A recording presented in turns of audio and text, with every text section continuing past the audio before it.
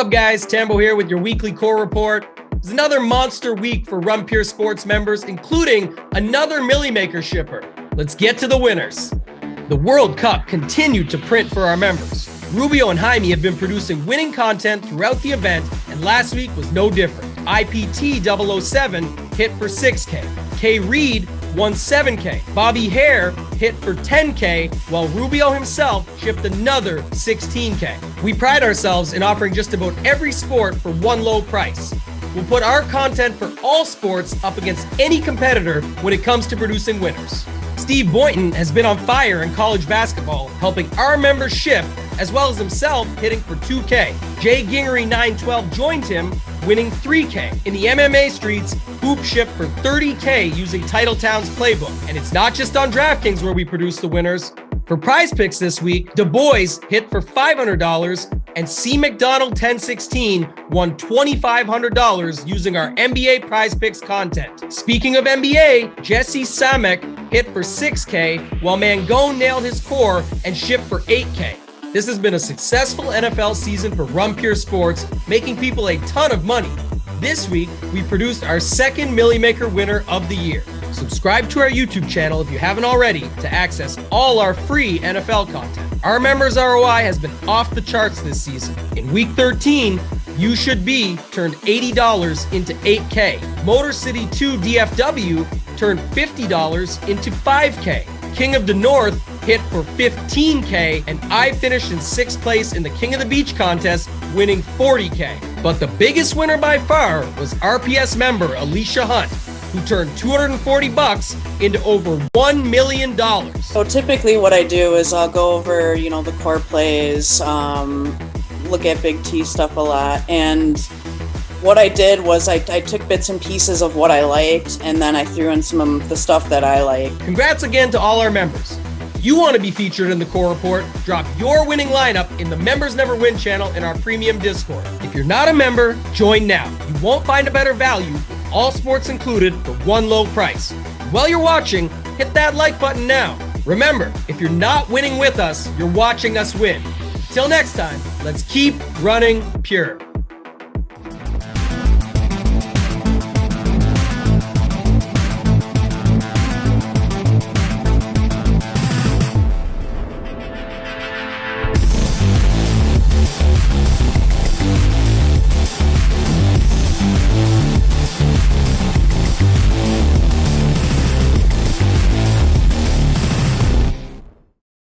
What's up, everyone? Tyler Tamboline here, aka Toe Tag and Tambo.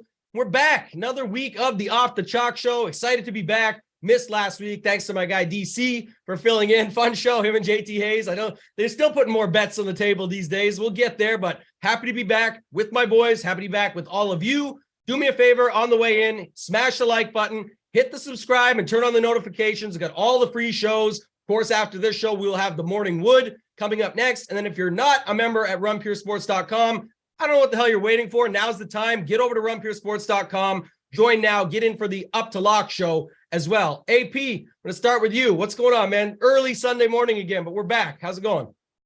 We're back, and we have, what is it, a very, very good tournament slate, fellas? I mean, this slate is just phenomenal for tournaments, it seems like. No, I mean, Tambo, good to have you back.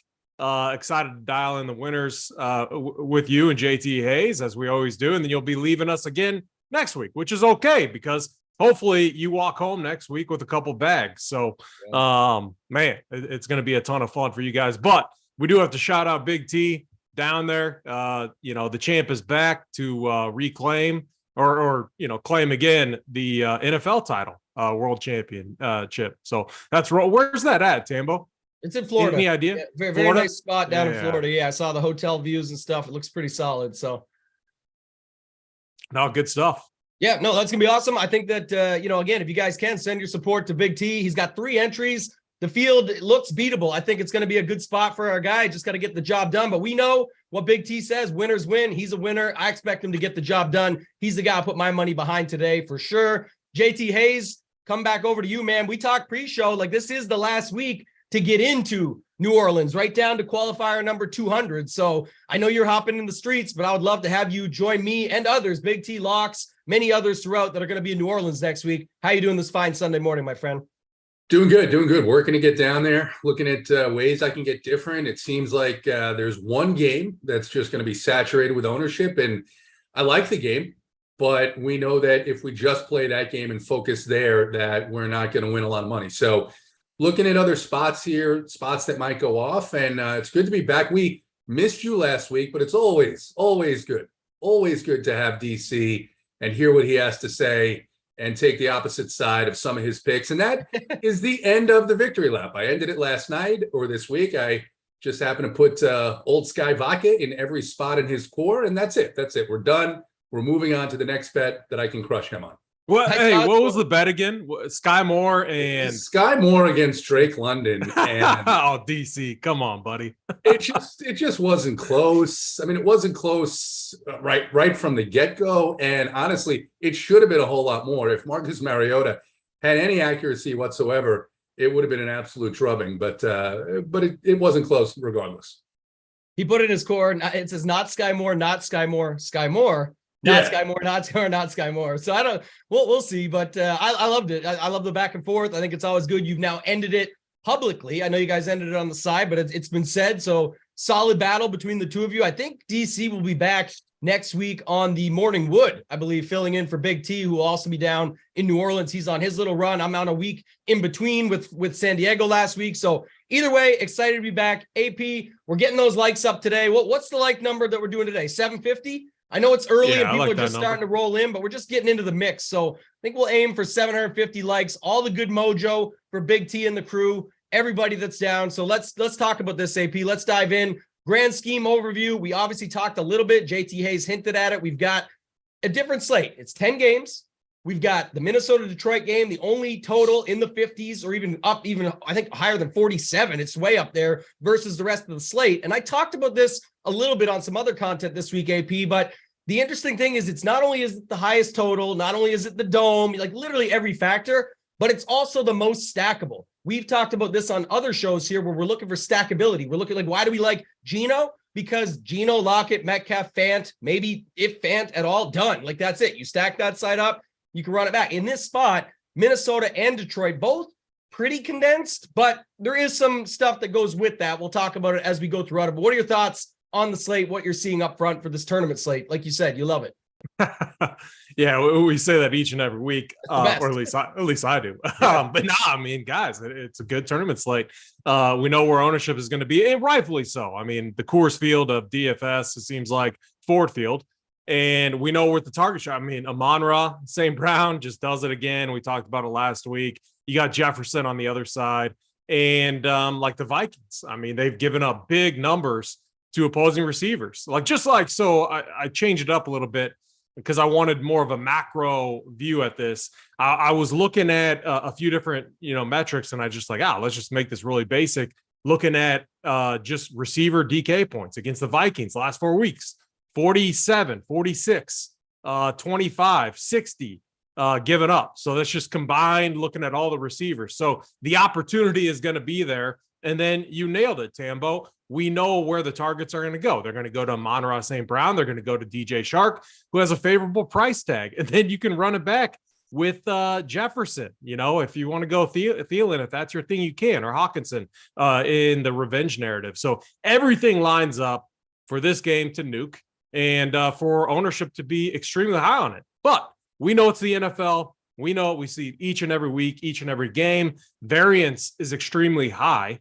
And I think there's a lot of other spots that we can get to. Jaguars, Titans, I think is a really interesting game. I have interest in the Panthers, Seahawks. You can go the onslaught route, like Cowboys. They're going to put up a big number. You got the Eagles. Jalen Hurts looks incredible. We were on him last week. So a lot of spots where I think we can get different and maintain our upside. Yeah, I like those calls. We'll get into those spots. I mean, we're going to spend a lot of time probably on Minnesota, Detroit when we talk quarterback. But JT Hayes, your quick thoughts just on everything we just talked about, with that being the game that we need to have, and then what the other games are on the slate, what your thoughts are from a tournament perspective. Yeah, I think, as AP said, you've got that one game that's going to get a lot of ownership, and it looks like a good game. These games between Minnesota and Detroit have shot out last several seasons, even the second game there. But you've got a couple of other spots where there's very interesting opportunities for scoring. He mentioned the Seattle-Carolina game. I think that game is interesting. Dallas has a 31-point implied total, and they look like they're going to be, for the most part, low owned. There is the Jacksonville, Tennessee game, two teams that haven't been playing a whole lot of defense as of late. And what he did mention, I'm a little surprised. He didn't mention his Chiefs taking on Denver. Denver's had a better defense, but they just can't do anything offensively. So is it a spot where maybe you could play one of these Chiefs guys? I think the backfield's out of play, but Travis Kelce looks like he's going to be low owned for the first time in a while on this slate. So very, very interesting slate here for week 14. Yeah, I built one of my higher dollar Q lineups, and I'm sad to say this, but I will say it. I'm always honest. I had to get Kelce. So how did I do it? I went Russell Wilson with Judy and Hinton to go a 3-1 Denver KC. Not feeling great about it, but like I said earlier, previous to this show and before the show, even pre-show, I was talking to you guys about it. A lot of cash game lineups or high projected lineups in those tournaments. I'm just looking for a way to get slightly different and then build it up and build around it. So it's not my favorite. It won't be my core over on RunPureSports. Go ahead, AP. Insert the fuck around, find out, Jeff. Yeah, it's definitely possible. I mean, we've all done it, I think, stacking up Russ Wilson. So $5,100 Russ Wilson, $3,400 Hinton. I think Kelce could really smash here. It's just whether or not it's needed based on, again, at the position, he'd crush at 30. But again, how does the rest of your lineup shake out from that? So we'll talk about it as we dive in. We can kick things off, AP, if you have nothing else to add there. We'll go right to the quarterback position because it ties in with the Detroit-Minnesota factor and how we go about it. Again, you can't necessarily get off the chalk completely. You can in some lineups like we talk about, but if you were to play this game, you could still get different with the chalk. And by getting off some of the chalk in this game, I think there's ways you can still stack this up. But AP, I'll kick it to you. We got Jared Goff. We've got Kirk Cousins. And then it kind of trickles down to like Burrow, Geno Smith, and then it evens out from there. So what are your thoughts at that spot? Yeah, so, it's kind of interesting. So we got like behind the scenes RPS, we got all these groups where we communicate and everything. And one of them is the social media group where Helmet, makes his graphics, Simon, they make their graphics, whatever. And, if you follow us on social media, we put out the optimal lineup each and every week. And I think Jared Goff, so I'm seeing the images go through. I think I've seen him be optimal, like 3 times this season, 2 or 3 times at least. Yeah. Insane, absolutely insane. He's going to be popular today, which is kind of crazy to think about. But 5,700, I mean, like, how do we not like him? So, I mean, Jared Goff, is right there. I think he's a good play. I prefer him over Cousins, who's a little bit more expensive.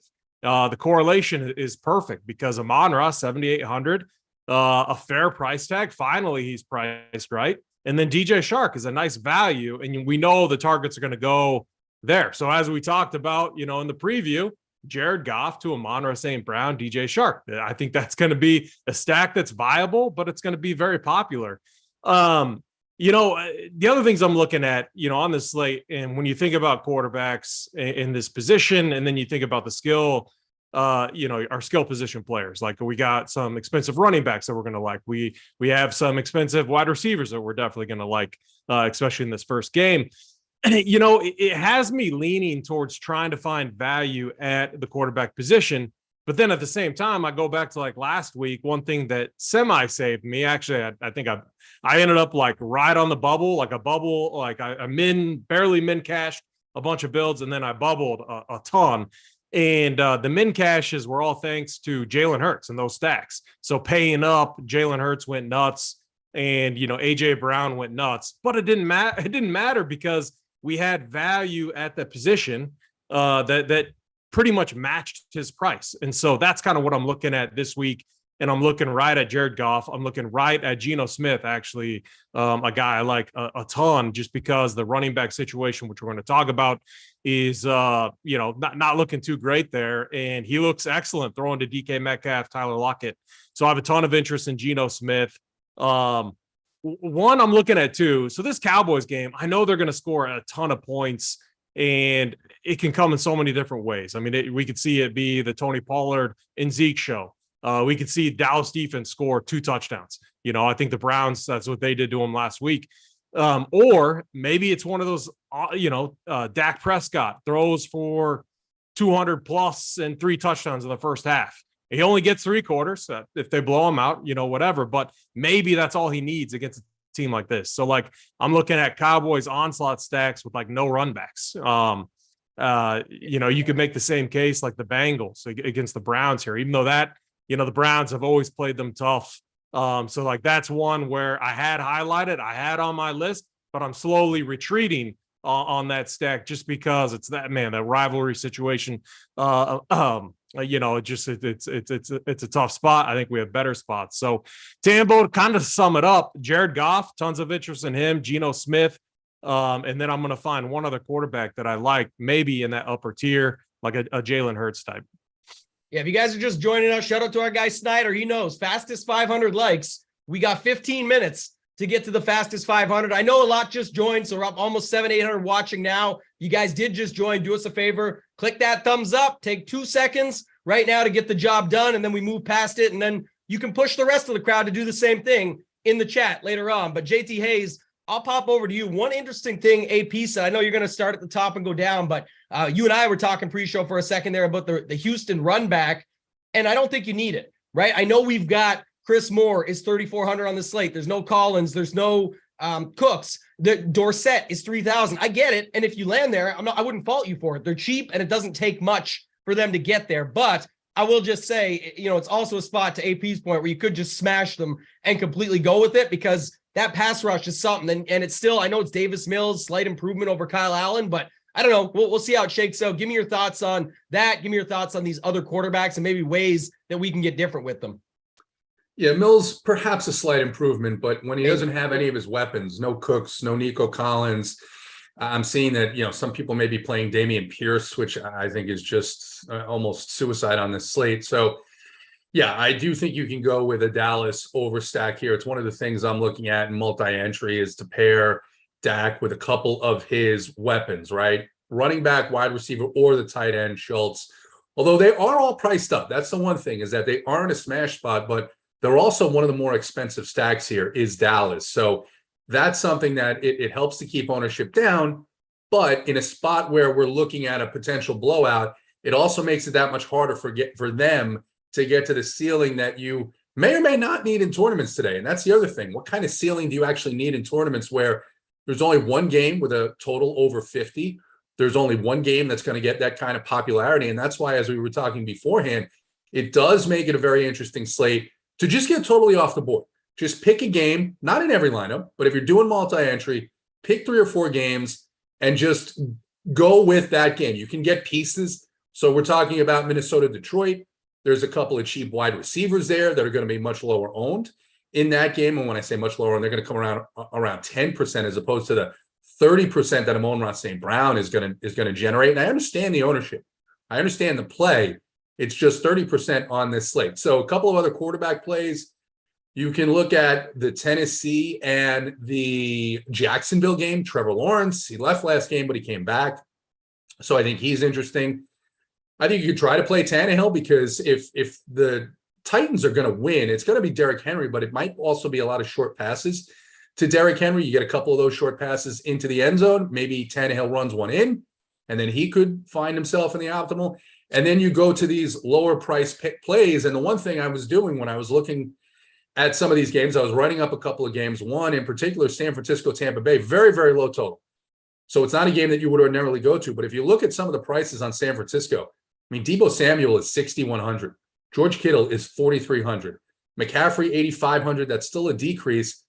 I mean, could you play Brock Purdy on this slate? Because every time we talk about playing Kirk Cousins or Jared Goff, you're stuck with a pocket passer, and you really need that 300 yards, 3 touchdowns.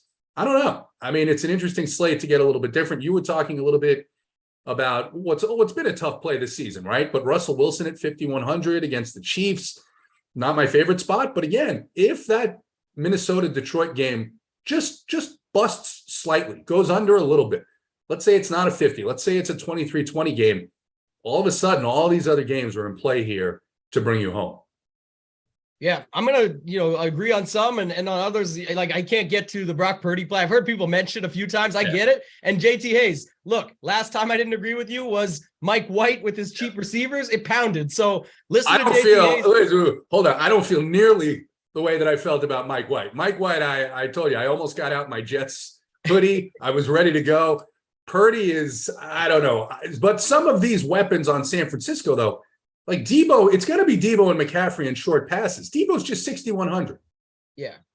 I agree. And that's what I was about to say. I actually am attacking it a little bit differently. Like, I have that secondary stack with Godwin and with Debo because they're sort of in that price range of the other chalk receivers where you can just get different. Godwin's target share and what he's been doing and the targets and everything is basically the same as anybody in that range that's chalk. So I don't understand why you wouldn't go to him. Brady's been on record talking about he's the dude. So, I got no problem going there. It looks pretty solid. I want to make a couple notes here, though, just additional pieces. So one on the Kirk Cousins thing, I believe they brought Darrisaw back, their left tackle, but then they actually decided not to run him this game. So I bring that up because it was a couple games ago where there's been 2 games this season, at least, where they got absolutely destroyed with him off the field, where Cousins just got lit up. And I could definitely see that being a way that messes this game up, where it ends up being Detroit. So Detroit D could be in play, very sneaky. We'll talk about that later. Just going with like a Jamal Williams or something and getting a piece of this game, but in a different way. I definitely think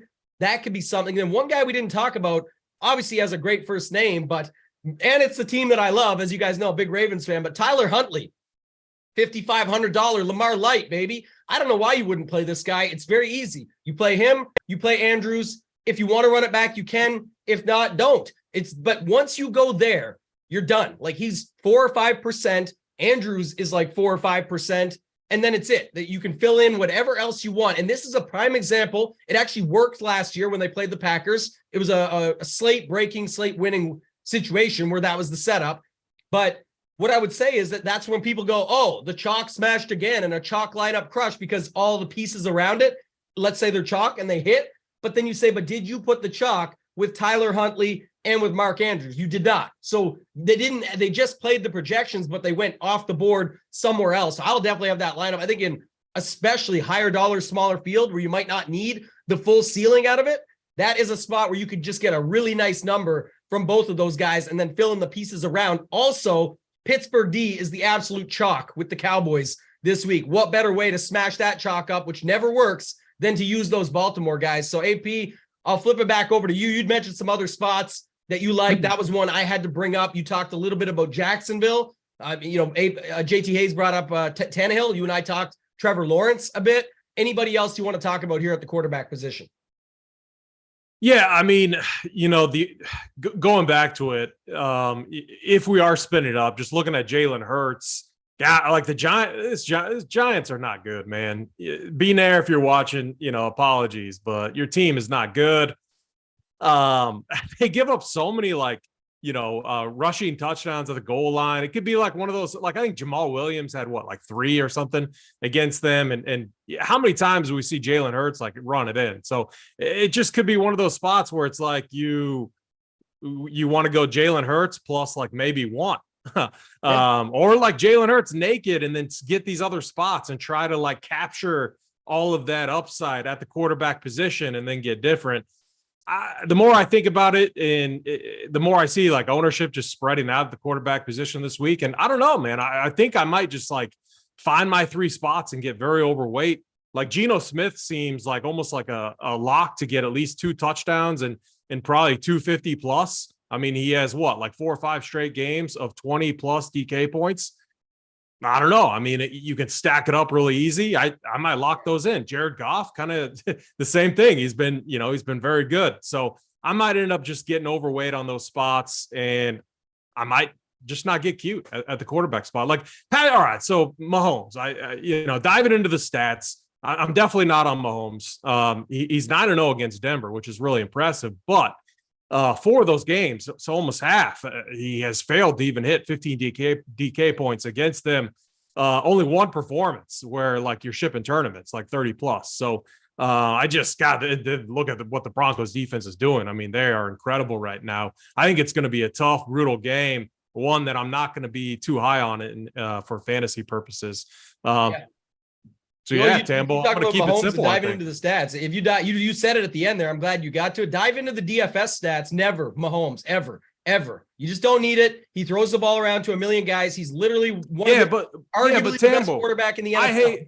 I hate what they're doing right now. They're trying to run the ball. They're trying to establish it with Pacheco. But I think it's a mistake. Like maybe they're playing like 4D chess and it's just like a scheme like middle of the season because they're trying to keep everyone healthy. Who knows? But like they're trying to pound the rock right now. And when you have Patrick Mahomes, I guess I just disagree with that.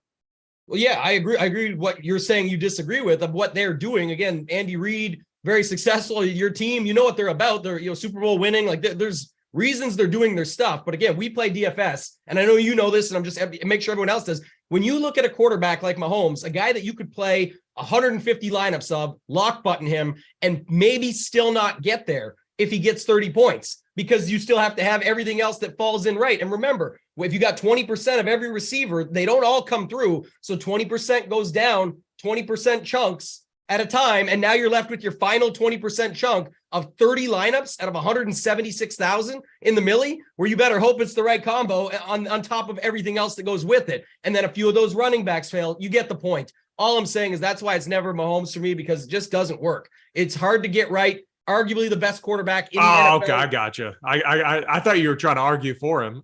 No, I thought we were battling on that one, Tambo. No, we're good. You made good points. That's why I bring it up, because people still try and make it work. Again, if you're in a higher dollar, smaller field, and you want to just commit to Mahomes, Kelsey, Hinton as a way to separate it out and get a little less chalky and have cheap. I get why you would do it, and I don't hate on that. I'm just saying it's hard to get it all right, and even when you go all in on it, there's no guarantee that you'll have it either. So it really makes it tough when a team spreads it out. JT Hayes, final quarterback thoughts. I'll give mine real quick before you roll yours, but just I'm in on Geno with no potential. It definitely looks like no Walker and maybe no Dallas, which looks good. We'll talk at running back in a second. Think they pepper it out a little bit more. They've got Lockett, Metcalf. I think Fant is fine. If you want to go Disley, go ahead, but I like that. I like Dallas. To AP's point, he brought up earlier, you don't need to run it back. Lamb, Gallup, Schultz. I know James Washington's getting activated. If he does it, he does it. He's 3K. You can go there. I don't think you need to, because Lamb, Gallup, and Schultz are already completely underowned and should be the first looks. I want to try them out versus trying to get the diamond in the rough right with James Washington. And then last one for me was I talked Huntley, but Lawrence, Kirk, we'll see on the Zay Jones news, but he had limited practice, so I think he's going to be in. Ingram is there as well. But that's a game if you want access to Henry or Chig at tight end and leave Ingram out. I think that's a game you could overstack and be completely different on this slate. So, and you would be completely different, obviously, but I mean, that could actually get there based on that. But JT Hayes, I'll let you finalize the quarterback thoughts for everybody. Yeah, I mean, I do think, like I said, I mean, and you mentioned the Detroit Lions defense and how well they've been playing, the issues with Minnesota's offensive line. Like I said, if that game goes just a little bit lower than the total, then this slate is really wide open. You could go to a bunch of other games. So I'm gonna have some Goff. I don't know that I'm gonna get to Cousins, but I think I'm just gonna spread out a little bit and take my chances with some of these other games and some of these team stacks more than game stacks.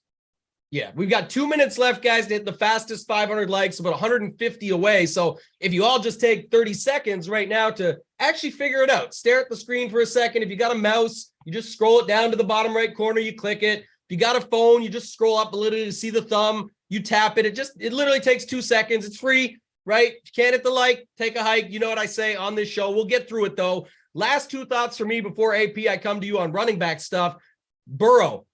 We're about to talk about Mixon here in a second. Mixon got a lot of steam as the week went on. I actually think Mixon could get steamed even more because I think there's another running back that's going to come down from what his ownership shows. We'll see. But I do think that you go the Burrow stack. Burrow, here's the thing. Burrow is popular. People say, Burrow's 10%. I don't know what to do. Well, then you go look, and Chase, Higgins, it keeps going down. Chase, okay, a little bit, but then it goes down. Higgins, not much at 7K. Boyd, pretty much none. Wilcox at tight end with no Hurst. Pretty much none. There is ways that you can stack that side up, no problem. And there is run backs on Cleveland. It's still pretty condensed. So I think that is at least a little bit interesting.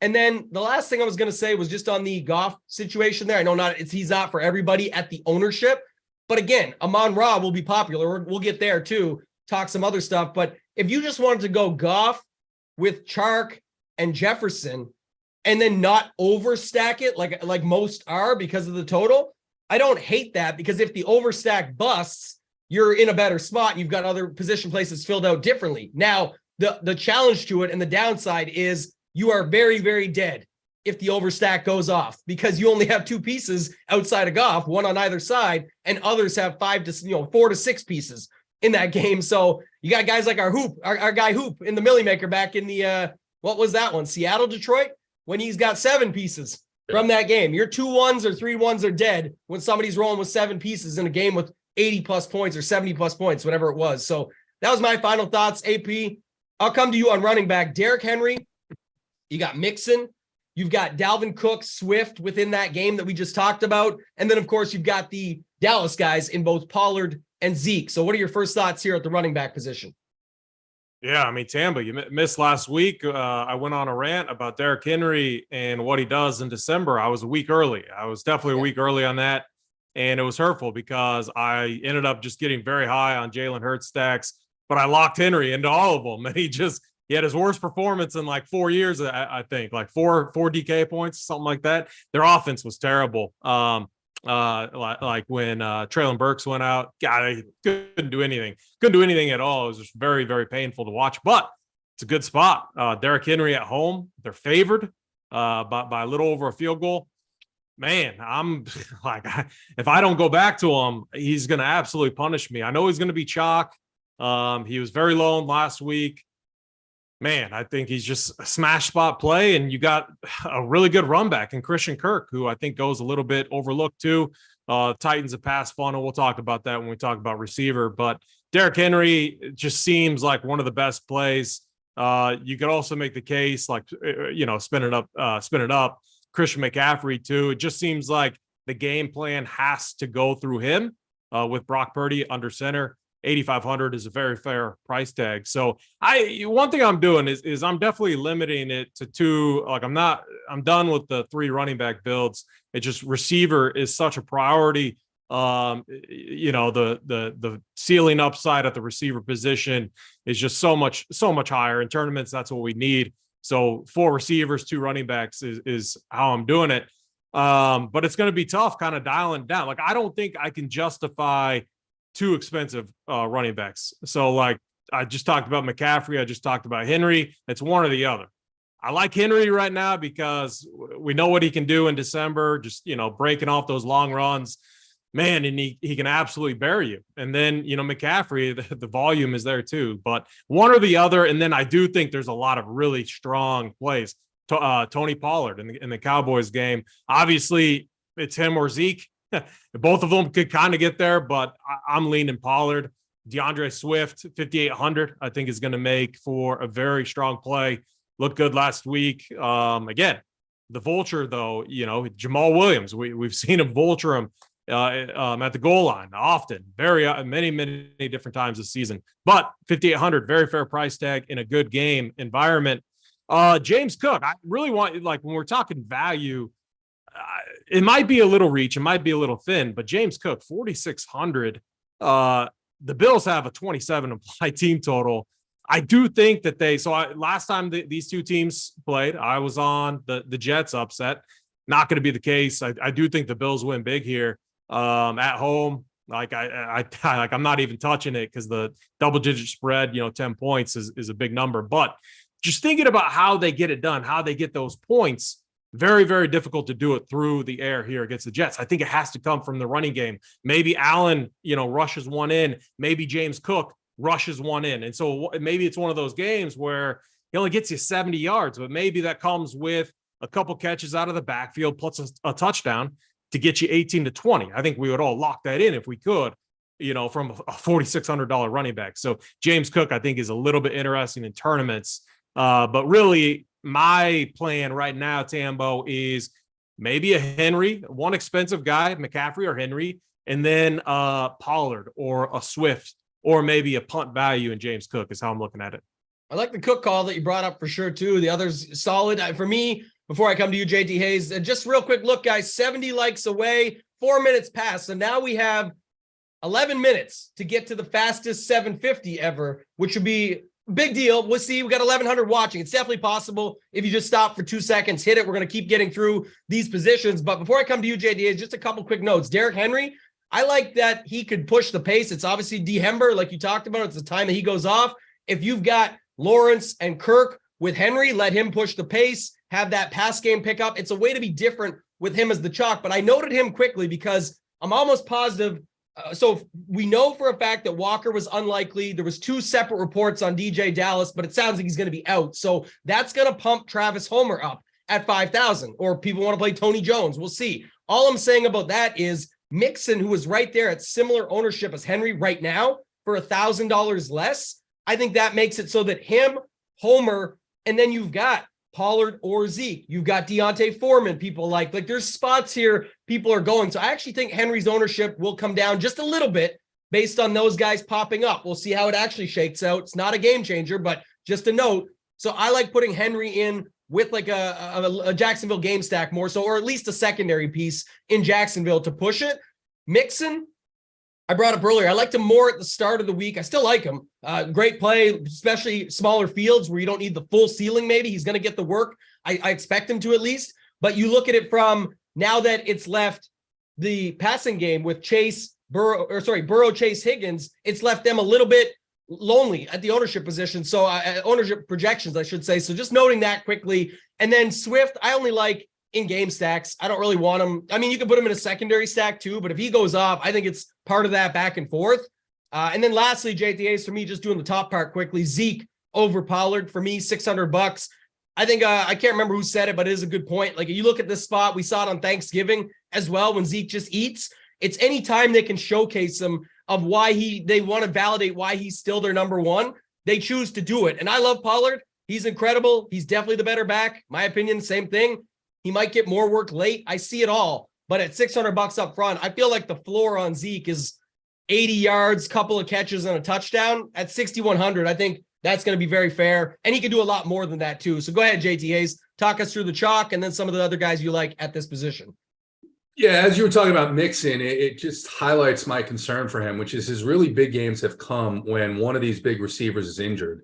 And now Joe Burrow has all of his weapons. So Cleveland is one of the best matchups for opposing running backs. I understand that. But I just worry a little bit, especially at that elevated ownership. I can't really argue with Henry, although the offensive line there has been a little bit suspect here lately. But I think that's fine. And then you look at McCaffrey, like I said, with San Francisco, I don't think this is a situation where Brock Purdy's going to do much more than manage this game. And I think that means a lot of dump offs. I think it means a lot of touches for Christian McCaffrey. So if you simply pivot from Henry to McCaffrey, that's a huge ownership discount. And then a couple of other plays here. You mentioned Zeke. I like that a little bit. But Deontay Foreman in a matchup that over the last 5 weeks has been the best matchup in all of the NFL for opposing running backs in Seattle. I like Deontay Foreman here, 5,400. It's only a 4-point spread here. He's getting all of the work. With Sam Darnold, they're going to try and manage this game and have more of a ball control offense here. I like Deontay Foreman at 5,400. He may actually be one of my favorite running back plays on the slate. And then no one's going to play Nick Chubb because of the experience last week when he busted in the best matchup. But if Cleveland does well in this game, I'll expect it to be on the back of Nick Chubb as well. So I'll have some shares of him. Yeah, one thing I want to quickly note, it doubles down on this slate a little bit, is we're still waiting on the Saquon Barkley news.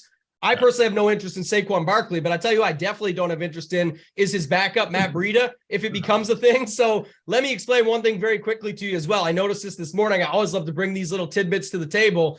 Every single Zeke Cowboys defense lineup can be Miles Sanders, Philadelphia Eagles defense, the exact same price. So, well, you got your lovely Dallas D crushes Houston with that. And you just saw it last week where Cleveland smashed them. And, you see all these things.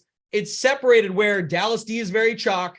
The running back doesn't always come through. Chubb busted against Houston last week. I know it's because the defense did the work, but it doesn't mean it's going to cancel out here. Every single Zeke Cowboys defense lineup can become Miles Sanders against the Giants and the Eagles against the Giants, and it's especially good if they have no Barkley. So we'll wait on that news. We'll get it and see. But just a note as we go through this spot. AP, other guys at the running back position that you want to talk about? Anyone else down the board that you've got heavy interest in? I mean, that's a good call with Miles Sanders. And, the additions that Philly made in that their defensive interior is, I guess Sue. Who's the other guy that they get? I forgot his name now too. It's on the tip of my tongue. We just talked about it the week before last because Fletcher Cox. Oh, okay. Purdue, yeah, Joseph. I like that call though. Tambo, just Miles Sanders, like no one's going to play him too, and the Eagles are going to score points. So, I just one thing to keep in mind, like we always get glued into these, like there's no way these running backs can fail. Like it's not that they don't fail, but it's just like if none of them go off and kill you. It's how far down the list can you go value wise to enable your lineups to pay up at receiver for guys like Amon-Ra, Justin Jefferson, Metcalf, like they're AJ Brown. So for me, it's kind of like the opportunity cost question that we always talk about. What do we do? Spin it up with running back? Can we double punt? In that it's looking at the Seahawks situation too, because Travis Homer might be in a spot to where he gets a ton of work if Kenneth Walker isn't able to go. You also got Tony Jones Jr. there too. So, I mean, really interesting. But I'm locking into it. My only thing, I'm two running backs max per build for me. I'm prioritizing the receiver. Yeah, I like it. JT Hayes, anything else you want to add here? Yeah, people are saying that Chuba Hubbard got like 8 fewer snaps or something like that than 24-17 was the number last week. Yeah. Yeah, 24 carries for Foreman. That was a 23-10 game. It wasn't close. So this game stays close. It's going to be Deontay Foreman. It's not going to be Chuba Hubbard. Love Deontay Foreman. I like that call quite a bit. I actually have more interest just too as well. Not saying against him. I'm in on Foreman. Right. Especially away, like I said, if you want to use Carolina D and not the Seattle side, if Homer picks up the steam, that is interesting. But I do like Homer. I think a lot of people are worried about they called up Godwin eye guy, and they have Tony Jones. Like I don't care if they're up or down. If they're up and Homer finally gets a shot, it's a shot against a good matchup. If they're down, he's their PPR back. So I think then he could really pick it up on DraftKings from that perspective as well. So I don't hate that. ETN. Another guy in that spot, the Jacksonville game, I will just bring him up quickly because I do have some interest there. James Cook, who AP brought up. Again, we're about to go to wide receiver and talk about a very cheap Garrett Wilson. They're getting no price bumps. I'll bring this up in a second here. You want a way to get different with them, plug him in with James Cook on the other side. James Cook is getting 5% ownership. It's a way to half the ownership on the overall if you want to look at it from that perspective. All right, AP, we're going to go to wide receiver. We know who's up top. Before we do, we're going to do a little magic trick. You guys watch this. We're at 507 likes.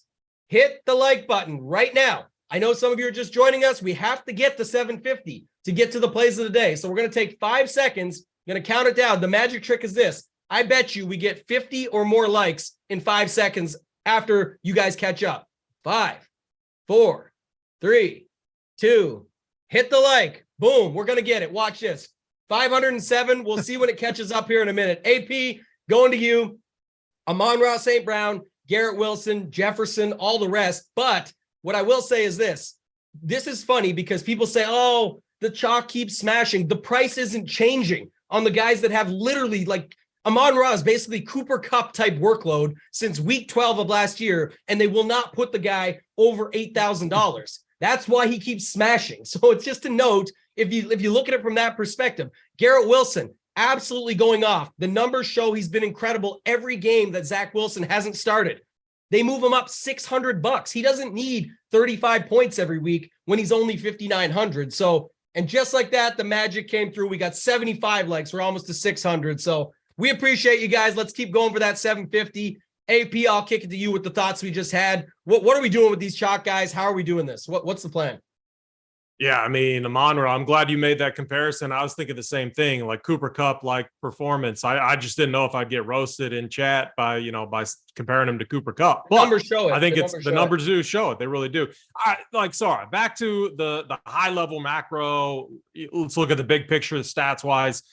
Last 7 games, I mean, if you look at just DK points that receivers have put on the board against the Vikings, you're talking about a 50 average. And so like what I'm getting at, that's all receivers. Okay. So not a big deal, whatever. But it is though, because what we have in this spot is we know where target share is going to be. We have a very good idea, kind of like why we like the NBA, or I do.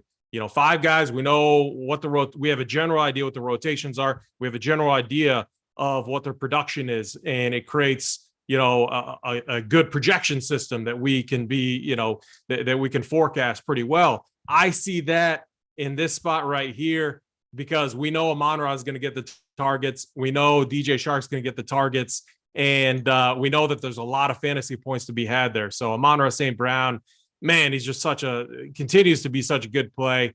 I'm going to be very, very high on him and high on this game. Same can be said, about not as good of a spot, but you can throw the ball on the Panthers more so than Rush. And then you just look at what Geno Smith has been doing with DK Metcalf and Tyler Lockett. Just looking at some of these stats, I mean, you go like DK Metcalf last 4 or 5 games, 30 DK points, 20, 13, 15. You're talking 5 games in a row, double-digit DK points. Same with Tyler Lockett, too. The correlation, that stack is just a very strong one as well. And 2 receivers I absolutely like. The next one is so the Seahawks. So one of my favorite plays by far on this slate. Maybe he goes a little bit overlooked. I don't think so, though. When you look at the price tag, you can throw the ball on the Seahawks team. The only receiver that Sam Darnold's going to be, that he really has is DJ Moore. 5,500. He got there last week against a tough Denver defense, over 100 and a touchdown. Put up a nice number there. I think he's going to absolutely smash and torch the Seahawks secondary. DJ Moore, 5,500, a receiver I really like. I think he's a good pivot off Garrett Wilson. I mean, Garrett Wilson, another phenomenal play. So like Tambo, for me at the receiver position, I'm going to be locked in on these reliable spots, these guys that continue to succeed, that continue to get the targets. I know a lot of them are going to get ownership, but we see it each and every week. Ownership does tend to spread out.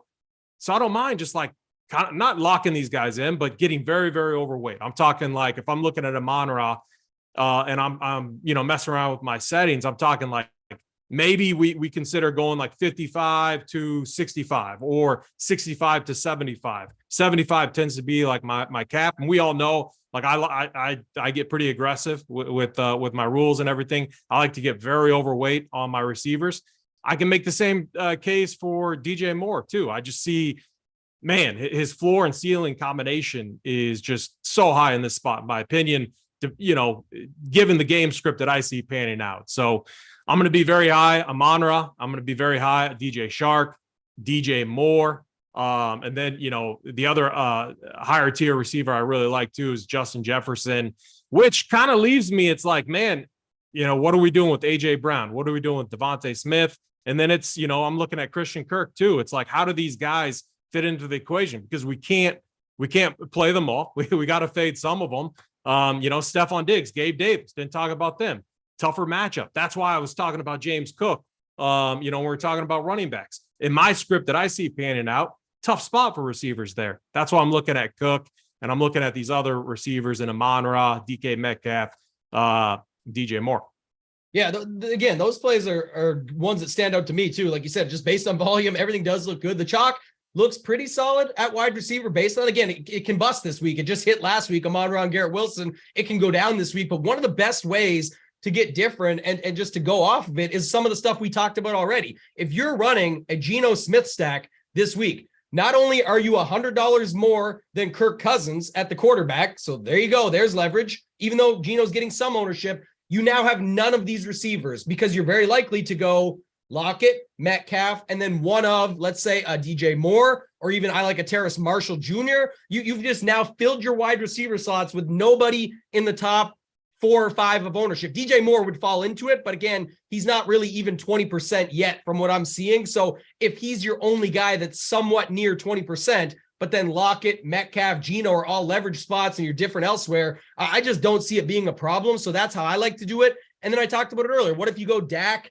CeeDee Lamb, Gallup don't have to run it back with the Houston guy, but Chris Moore and Philip Dorsett, while they're showing chalk a little bit for their price point, like Philip Dorsett, 10% at 3,000, not ideal, but he's also 3,000. There's ways that he could get there. So just my point, when I bring it up, you can fill the slots with non-chalk pieces, and you're not playing them all, but that's how you get access to them. That's how I play Kirk and Zay Jones. And Tennessee, you could run Westbrook Akine or something. There's ways to fill these spots without doing that. And then there's other guys that are down the board a little bit.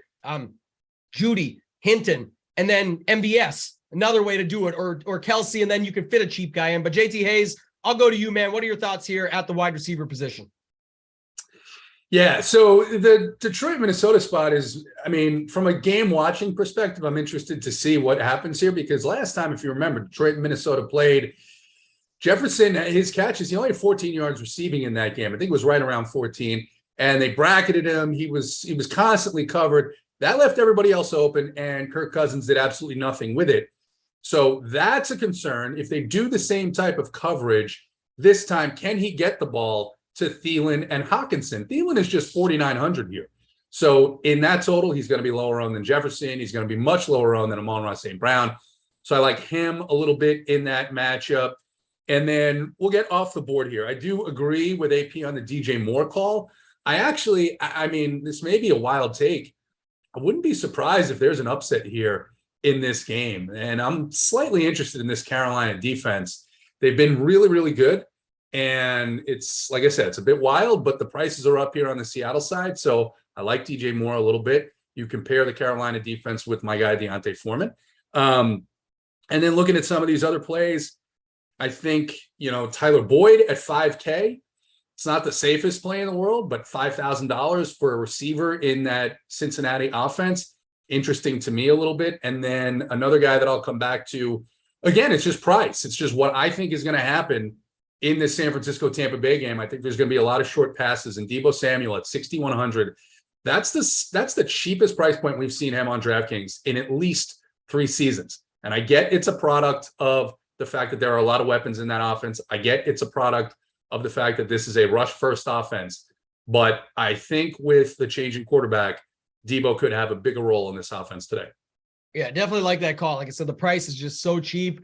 Again, whatever happens, but you would expect him to at least get something out of it. And then we know how electric he can be with the ball in hand, however he gets it, whether it's an end around, a short pass, whatever it is. You just see the guy go, nobody can stop him. He drags guys with him. So definitely like that call. Anybody else here, AP, that you want to bring up or talk about? We brought up a lot of these guys when we talked about our stacks. I kind of just hit on it, how some of them can fall within those stacks just naturally. But anybody else you want to bring up here before we go to tight end?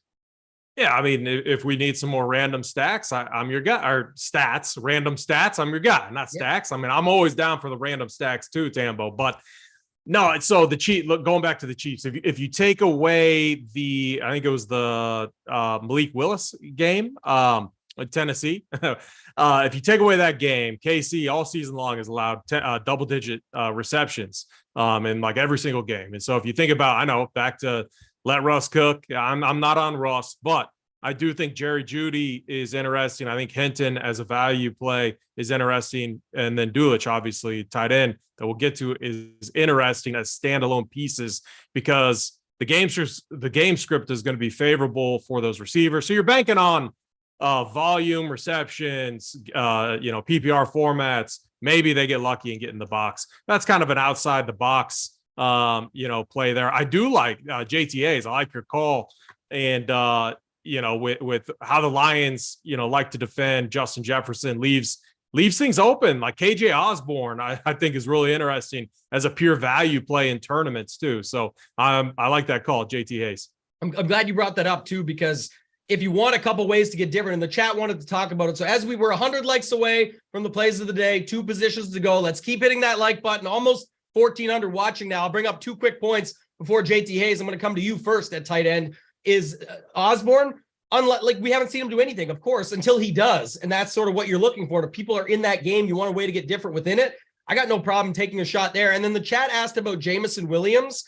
Listen, the coach speak is solid, said he's going to get more work. Here's the thing, though. When you only get 8 snaps the week before, it's not really hard to say more work. It's like you make $1,000 and the next week you make $1,100. You technically made $100 more, but it's not really like, how did you really get there? So I don't know how much more work he'll actually get. It feels to me, JT, like people are using it more to validate reasons to go off of Amon-Ra or Chark, when in reality, their stuff's always been there anyway. And really it's affecting more a guy like Khalif Raymond than it is those two. So I don't know. I have a hard time with it. In anything high dollar, I can't get to Jameson Williams. There is some spots, to be honest, where I took my lineups that have DJ Chark and $100 left and just put it into something a little smaller, or put it in the $20 Millie Maker or something and just swap Chark to Williams there. But I don't know if I haven't yet been able to stomach it in anything high dollar. So any final thoughts there that you've got? If not, we can move on to tight end. I mean, listen, if you got a lineup that you love with like whatever Jameson Williams price is left, and that's the one spot, and you feel like every other spot is an upside spot, yeah, sure, take a shot. But like you said, what is more work here? Does that mean he gets more snaps, more special teams play? I don't know. And everybody, listen, our guy Draft Sheet is in the chat. Hit the like for good mojo. Hit the like if you like sipping a little Sky vodka in the morning. DC is in the chat. We love to see it. Talking about his boy Sky Poor is what he's talking about over there. You didn't make away with any money if you played Sky Moore. I can tell you that. He knows that now, so that's good. But hey, you can always go back to the well. You were a week early, DC. Hop on now, baby. Denver, he's going to eat him up. AP, I'll come to you. We've got Dulcich, who you talked about. Hawkinson, if you do, first off, the revenge game narrative. Second off, the fact that, just a good spot. And then on top of it, the fact that if they do lock down Jefferson again somehow, hard to believe, but if they do, should be more targets to Hawkinson. And then from there, it sort of evens out 10% on a bunch of guys. What are your thoughts on the tight end position? Starting with Dulcich, like, what do you see his ownership being? Like, is 25, 30%? I don't think it ever gets to that. I know some sites will show more. I see 28, 50. Even honestly, it sounds crazy, but I could take it down quite a bit. 15 to 20. I don't know. If it's over 20, I feel like that's pretty interesting, but go ahead. Going back to the stats, I think Kansas City's only allowed like 5 total catches to tight ends over the last 3 games. Even if you go expand it out a little bit further, not that great. I don't like the spot that much for him. It's a game that we don't like. It's going to be, I go back to we're looking at what he did last game. Obviously, he's one of their better, he's Russ's like new favorite target or whatever. I get that, but like tight end chalk, man. I don't know if I can get there with him.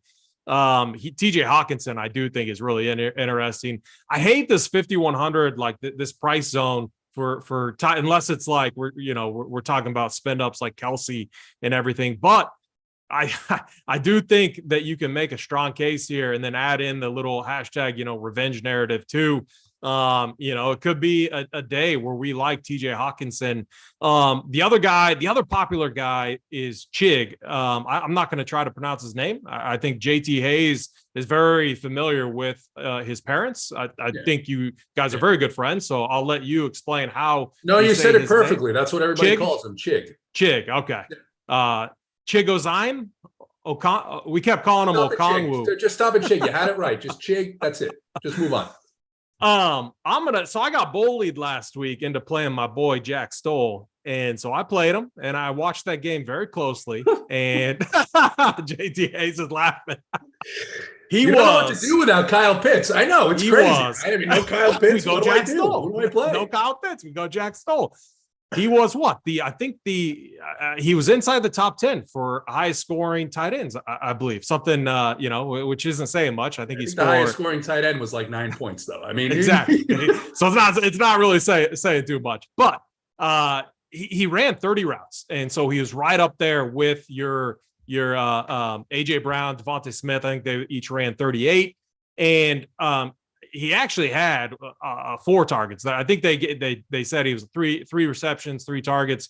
Incorrect. I was watching the game. He had one downfield, like 40-yarder too, that they just missed in connecting on. So tight ends have done very well against the Giants. Again, the Giants not good, not a good team. I think he's in. I'm going to play him. No one's going to play him again He was 0 point. I think I was literally like the only one who played him, and in whatever contest that was, it was like 0. When you saw the ownership, it's like, oh shit, this guy isn't playing, is he? It was like 0.3%. You're playing Jack Stoll? You're playing. Yeah, Jack I'm gonna Stoll. have him. I'm gonna play Jack Stoll. All right. You gotta look at the route. Like 30 routes ran, and he was all over the field. It looked like Hurts was looking his way. I'm gonna play him. He's gonna be a nice pivot for me off of the chalkier Chig. And I don't know. I don't like, he got five targets last few games. Obviously with Treylon Burks out, he kind of emerged, with Tennessee. They hate receivers. They like tight ends. They like running backs. So obviously he's going to be in play too, but in Millie Maker type formats, I'm going to give Stoll another run. I think this could be a spot where he gets in the box and does some stuff. No one's going to let me just, I will go down on the Jack Stoll train. I'm fine with that. But to wrap up, probably go down on that train. Yes. I'm glad you know it going in. That's good news. Yeah. To wrap it up though, I'm just trying to find ways off of this Dolce chalk. And then I want to hear you guys' thoughts on Kelsey, because 7,600 in a tough matchup, and his history against the Broncos it's like his favorite game to play, said on the podcast last week that he does with his brother. It's just, gosh, it's such a tough spot, and we're paying such a premium. I'd almost rather just punt with some of these other options and move on, but curious to see what you guys have to say. JT, I'll go to you if anything to add. I'll just will note for everyone watching, this is pretty incredible. I like figuring these things out as we go along. Every single Derrick Henry, TJ Hawkinson lineup, which is very popular this week. They're both one of the top owned guys at their position. Every single Henry Hawkinson lineup can be Travis Kelce, Deontay Foreman. Just throwing that out there. Go to you, JT Hayes. We're about 50 likes away, by the way, so you might want to smash it now. Almost 1,500 watching. That little 2v2 could be unique in your tournaments this week. But go ahead, JT Hayes, your thoughts here. Yeah, I mean, it's one of the things I said at the Open when talking about this slate is when you see that Kelsey is going to be the fourth, or I think it's the third or fourth, maybe even the fifth highest owned tight end on any slate, considering that Kelsey is really the wide receiver one for Kansas City, it's an interesting play. It's an interesting play if he's going to be low owned. I like him. I do like this guy Chig from Tennessee because they are down receivers. I mean, Burks is out, Robert Woods dust. So in a matchup where Tennessee, I should say Jacksonville is yielding, they're the best matchup for opposing passing offenses over the last 5 weeks. I think those balls have to go somewhere. As I was thinking about saying that, I realized what it sounded like. But anyway, those passes have to go somewhere. And I think Chig at 2.7 is a fine way to punt if you wanted to do that. Go back to the San Francisco game. These guys are underpriced. This could blow up, right? But I mean, 4,300 for George Kittle. I know he hasn't been as involved in the offense this year, but now you don't need a 26, 27 point game from Kittle. You need a 16, 17 point game from Kittle. What's that? 750 and 1? Yeah, I think that George Kittle can get that this week. So 4,300 for Kittle. And then it's just a lot of variance, man. I mean, Dawson Knox was a great play every single week, a couple of seasons running, and now he just hasn't been involved recently. But in this matchup against the Jets, I mean, I might have him in a couple of lineups. So it gets a little bit tougher after you get past the top tier, which I think is why some of the ownership is condensed. Yeah, this I just had to write down a little notebook here. The Purdy, Samuel, Kittle stack that we got to roll out here this week. So who's your run back on that, JT Hayes? Did you mention one? Well, you talked about Godwin getting 13 targets the last couple of games. Evans has been a little bit banged up, but I think it's another situation with how good San Francisco's defense has been and the pricing on Tampa Bay.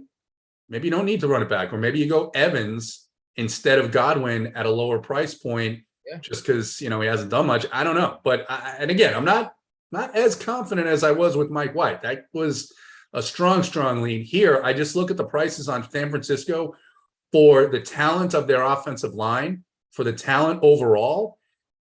It's just tough to look at those prices and not be somewhat interested.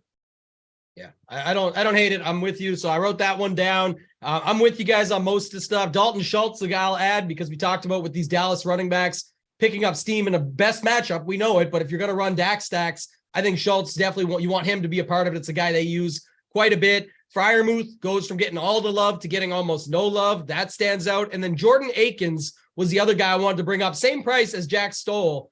I would definitely take that little whiteboard bet if you wanted it just for a small lunch or something, AP, to same price. Lock it in. Jordan Akins versus Stoll. Lock it in. All right. I don't think it's that crazy of a call. You're talking the Eagles, 28 implied team total. They're going to score 4+ touchdowns. Giants suck. The opportunity is going to be there. I'm telling you. I think the opportunity is going to be there. So I don't think it's that crazy. Well, I just want to gamble. So I like it. I like Jordan Akins this week. I think, again, if you want to have a little secondary stack with them, got no problem with that. So I mean, I will definitely take that because I don't think the Texans are scoring points. So I think when he gets like 3 catches for 40, it's still going to be Stoll. So that's why I get the angle there. I get the angle there. Yeah. Good needle. All right, guys. Good needle. We got 1,500 watching. We got 30 likes shy. We've got about 5 minutes here to wrap this thing up. And so we're going to get to it. Defense, AP, I'll stick with you. We always talk about getting off the chalk defense. This week, you got the Cowboys. They are pushing 30%. And then you got the Steelers, probably 15 to 20 range. After that, Panthers look like the cheapest punt. And then it falls off from there. What are your thoughts here at the defense position? No, I mean, I'm definitely not playing the Steelers against the better quarterback, Tyler Huntley. No, I mean, it's just Dallas for me. I'm going to find a way to, I don't know. I like if the Browns can, like what we saw last week was just get rid of defenses already. This is like a joke. A defense should not be deciding, like the deciding factor, in my opinion. Like 30 points. It was like what the 4th or 5th highest scoring position was a defense. Just crazy. So Dallas Cowboys for me. Their defense is incredible. Texans are terrible, like god awful terrible. So Cowboys, and I'm not going anywhere else. Yeah, note to the chat. I would take Chig over both the guys we bet on, but we did that bet because it makes sense. Like Chig looks good. He's in that game stack that I talked about earlier. I know they were designing plays for him. The Titans have like 19 tight ends though, too. So, I mean, I know Chig it seems like the guy that they're using on like traditional wide receiver sets though. They've got Austin. I don't know if I would take that bet. He's the tight end, Swain. These guys aren't, they're not good though. So, but it's the same argument you made about Jack Stoll. You see the guy running around on the field. I mean, that's what Chig was doing. He's running routes. So, I mean, it's your same play, just same play. I just need value at tight end. I don't want to get to Kelsey. So, and I want to get off the chalk. I like it. Yeah, it's definitely a lot closer than Sky Moore versus Drake London. JT Hayes, GFY, Sean. I like that one. Instant. He's on him. Go ahead, JT Hayes. Talk to us about these defenses, man. Listen, let the record show that I'm not talking about it anymore. I'm done talking about it. DC no, it's true. The chat's needling him now. Oh my god. Yeah, listen, Dallas, the one concern, look, I don't think Davis Mills throws it around quite as much as Kyle Allen, but still, I mean, I expect that offensive line to get pressure and you could have opportunities for turnovers there. So Dallas, I think it's fine. Carolina at 2-2, I talked about them earlier. I mean, 3 games in a row, 11, 9, 10 fantasy points. They're 2.2. You get that. I would take that all day long. And then I do a little bit like the San Francisco defense, 3,200. Nobody's going to play them. And I like it just a little bit. I think Todd Bowles is a terrible head coach. And I think they'll come in with a terrible game plan in this game. And I think they could get wiped. I'm glad you brought that one up. I know you're all over this game as it is, but them and as well as the Ravens at 33. If you look at the Ravens number, even if you just game log watch them, it's like 8, 10, 7, 14. Yeah. Like they put up the numbers and everyone's on the opposite D in the game against the guy in Huntley who has he's like a 45-yard rush prop as a $5,500 quarterback, meaning, yeah, he can fumble and they can pick it up that way, but he might not even throw the ball very much. And when he does, it's going to be to Andrews, who also doesn't make very many mistakes with the ball in hand. So I just don't see it as them being the chalk. I'd rather go opposite side for that quick $500 more. Down at the bottom, another one, Denver. I know it's against KC and their powerhouse and all that, but again, I'm not playing them to get a shutout. I'm just playing them to pick off some passes. They can make some mistakes. It's in Denver. It's a team that has a solid defense. So if you want a different punt, and then Carolina's fine if you're not on that Seattle side, but I tend to like the Seattle side a little bit more than most, I think. So yeah, and then the last one I'll say right quick before we get to the plays of the day, because we just crossed 750, is that the Barkley news to me is bigger news than most things. Someone asked earlier, why wouldn't you like Burrito with all the volume? because he's playing against Philly. They got Jordan Davis back. I just don't care about the volume. There's other guys in better spots, similar price, that should get volume. Foreman, Homer, some of the other guys down in that range. So I would actually rather flip it. And like I said earlier, every Zeke Dallas Cowboys lineup can be Miles Sanders and the Eagles D, or you can just drop the Dallas D and just play Zeke, who I'm going to talk about more. And I think that you could play the Eagles D instead of the Cowboys as the $100 pivot. So I like that one just as much. AP, anything else you want to add? Final thoughts before we go to the plays of the day? No, I'm good. JT Hayes, any final thoughts? No, just one thing on your Miles. I like the Miles Sanders call. I noticed his price when I was breaking the slate down this week, 6,200, and I do think that's an interesting pairing with the Philly defense as well.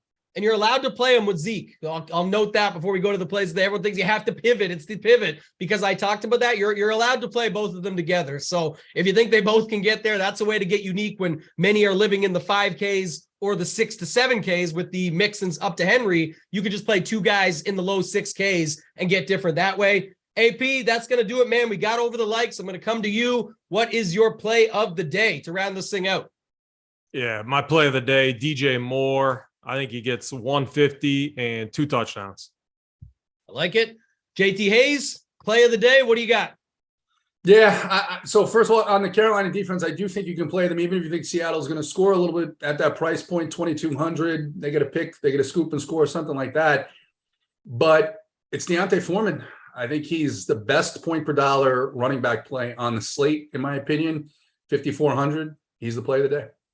I feel like you got to go with the D name now after we got, maybe I could throw Debo in and add on to JT Hayes, but he's already talked about that. I'm going with D though. I'm going with some dust. Talked earlier about being a magician, some magic dust. It's dusty. Not everyone will like this, but I talked about him so much throughout the show. Not going away from it. I'm going with Zeke Elliott here to get the 100-yard bonus, to get 2 touchdowns on the ground. He's not getting as much ownership as you would expect for this, so I don't feel bad picking it when you've got Henry, Mixon, Swift, Pollard, Cook, everybody above him, even Foreman. Homer will leapfrog him. He's $6,100. You don't have to pair him with the D. Love the spot. I think they use this as a spot to feature him just to prove it once again why they paid that horrible contract. So while he is dust, I'm going with my guy, Ezekiel Elliott. Like him here. Appreciate all you guys watching. I'll miss you guys next week.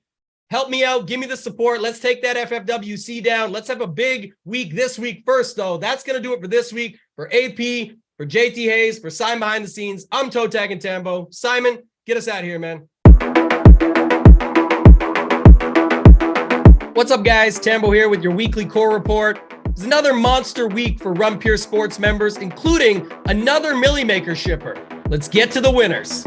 The World Cup continued to print for our members. Rubio and Jaime have been producing winning content throughout the event, and last week was no different. IPT 007 hit for 6K. K. Reed won 7K. Bobby Hare hit for 10K, while Rubio himself shipped another 16K. We pride ourselves in offering just about every sport for one low price. We'll put our content for all sports up against any competitor when it comes to producing winners. Steve Boynton has been on fire in college basketball, helping our members ship, as well as himself hitting for 2K. Jay Gingery 912 joined him, winning 3K. In the MMA streets, Hoop shipped for 30K using Titletown's playbook. And it's not just on DraftKings where we produce the winners. For Prize Picks this week, Du Bois hit for $500, and C. McDonald 1016 won $2,500 using our NBA Prize Picks content. Speaking of NBA, Jesse Samek hit for 6K, while Mangone nailed his core and shipped for 8K. This has been a successful NFL season for RunPureSports, making people a ton of money. This week, we produced our second Millie Maker winner of the year. Subscribe to our YouTube channel if you haven't already to access all our free NFL content. Our members' ROI has been off the charts this season. In week 13, You Should Be turned $80 into 8K. Motor City 2 DFW turned $50 into 5K. King of the North hit for 15K, and I finished in 6th place in the King of the Beach contest, winning 40K. But the biggest winner by far was RPS member Alicia Hunt, who turned $240 into over $1 million. So typically what I do is I'll go over, the core plays, look at Big T stuff a lot. And what I did was I took bits and pieces of what I liked, and then I threw in some of the stuff that I like. Congrats again to all our members. you want to be featured in the Core Report, drop your winning lineup in the Members Never Win channel in our premium Discord. If you're not a member, join now. You won't find a better value, all sports included, for one low price. While you're watching, hit that like button now. Remember, if you're not winning with us, you're watching us win. Till next time, let's keep running pure.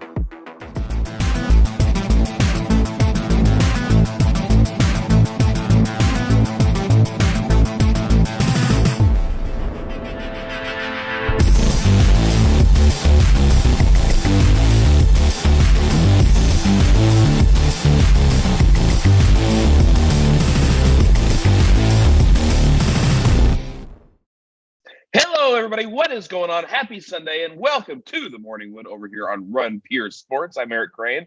I am joined. We got a special guest today. I'm joined. We got Hoop, and we got DC. DC, how are you doing on this Sunday, buddy? Good to see you. I'm good. Yeah, big shoes to fill today with Big T out of the FanDuel Live final. So good luck to him.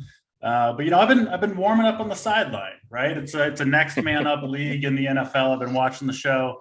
And hopefully ready to go and excited to break down week 14 with you guys. So my question for you is, when you watch this show, do you click the like button? Of course. Well, I've already clicked it from the Off the Chalk show early on, but I unclick and click again. That probably doesn't work. I've got my notepad ready to get the unplayable plays. Oh, you're good. I've got, yes, you are prepared. I've got a column for Crain's wide receivers, not running backs, but wide receivers. So yeah, I'm prepared for this one.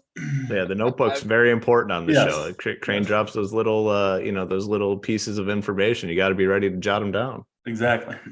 I'm happy. I am happy to be of service. And guys, if you want to be of service to us, we appreciate if you click that like button, click that subscribe button. It helps us out over here on Run Pure Sports. And just click it. Help us out. Where are we trying to get to today, Who? What's the number? I know we got a number every day, or every time we do the show, we have a number to where if we get X amount of likes, you get our plays of the day on here. Otherwise, it goes right into the Discord, which is obviously for the members. So, Hoop, what number are we shooting for today? Well, I think we've been going with 14. Let's go 1,300 today.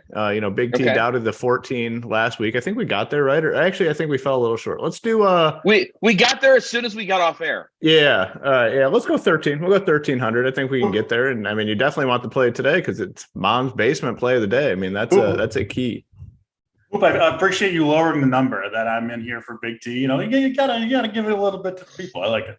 We got to make sure we get there, all right? Because we can't afford letting the people miss out on the Mom's basement play of the day. It's a building block every Sunday, so we need that. We got people in the chat tilting over the UFC decision, or before the so show, stupid, we were tilting.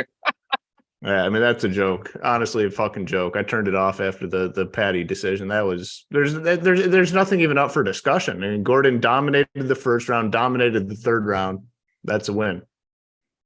Hey, it's just how good, man. It's frustrating to bet on because like anytime that it's just like taken out of, I don't know. It's just anytime it's taken out of the hands of the fighters, it just stinks. Like you want it to end in a legitimate note, and the judge is like, yeah.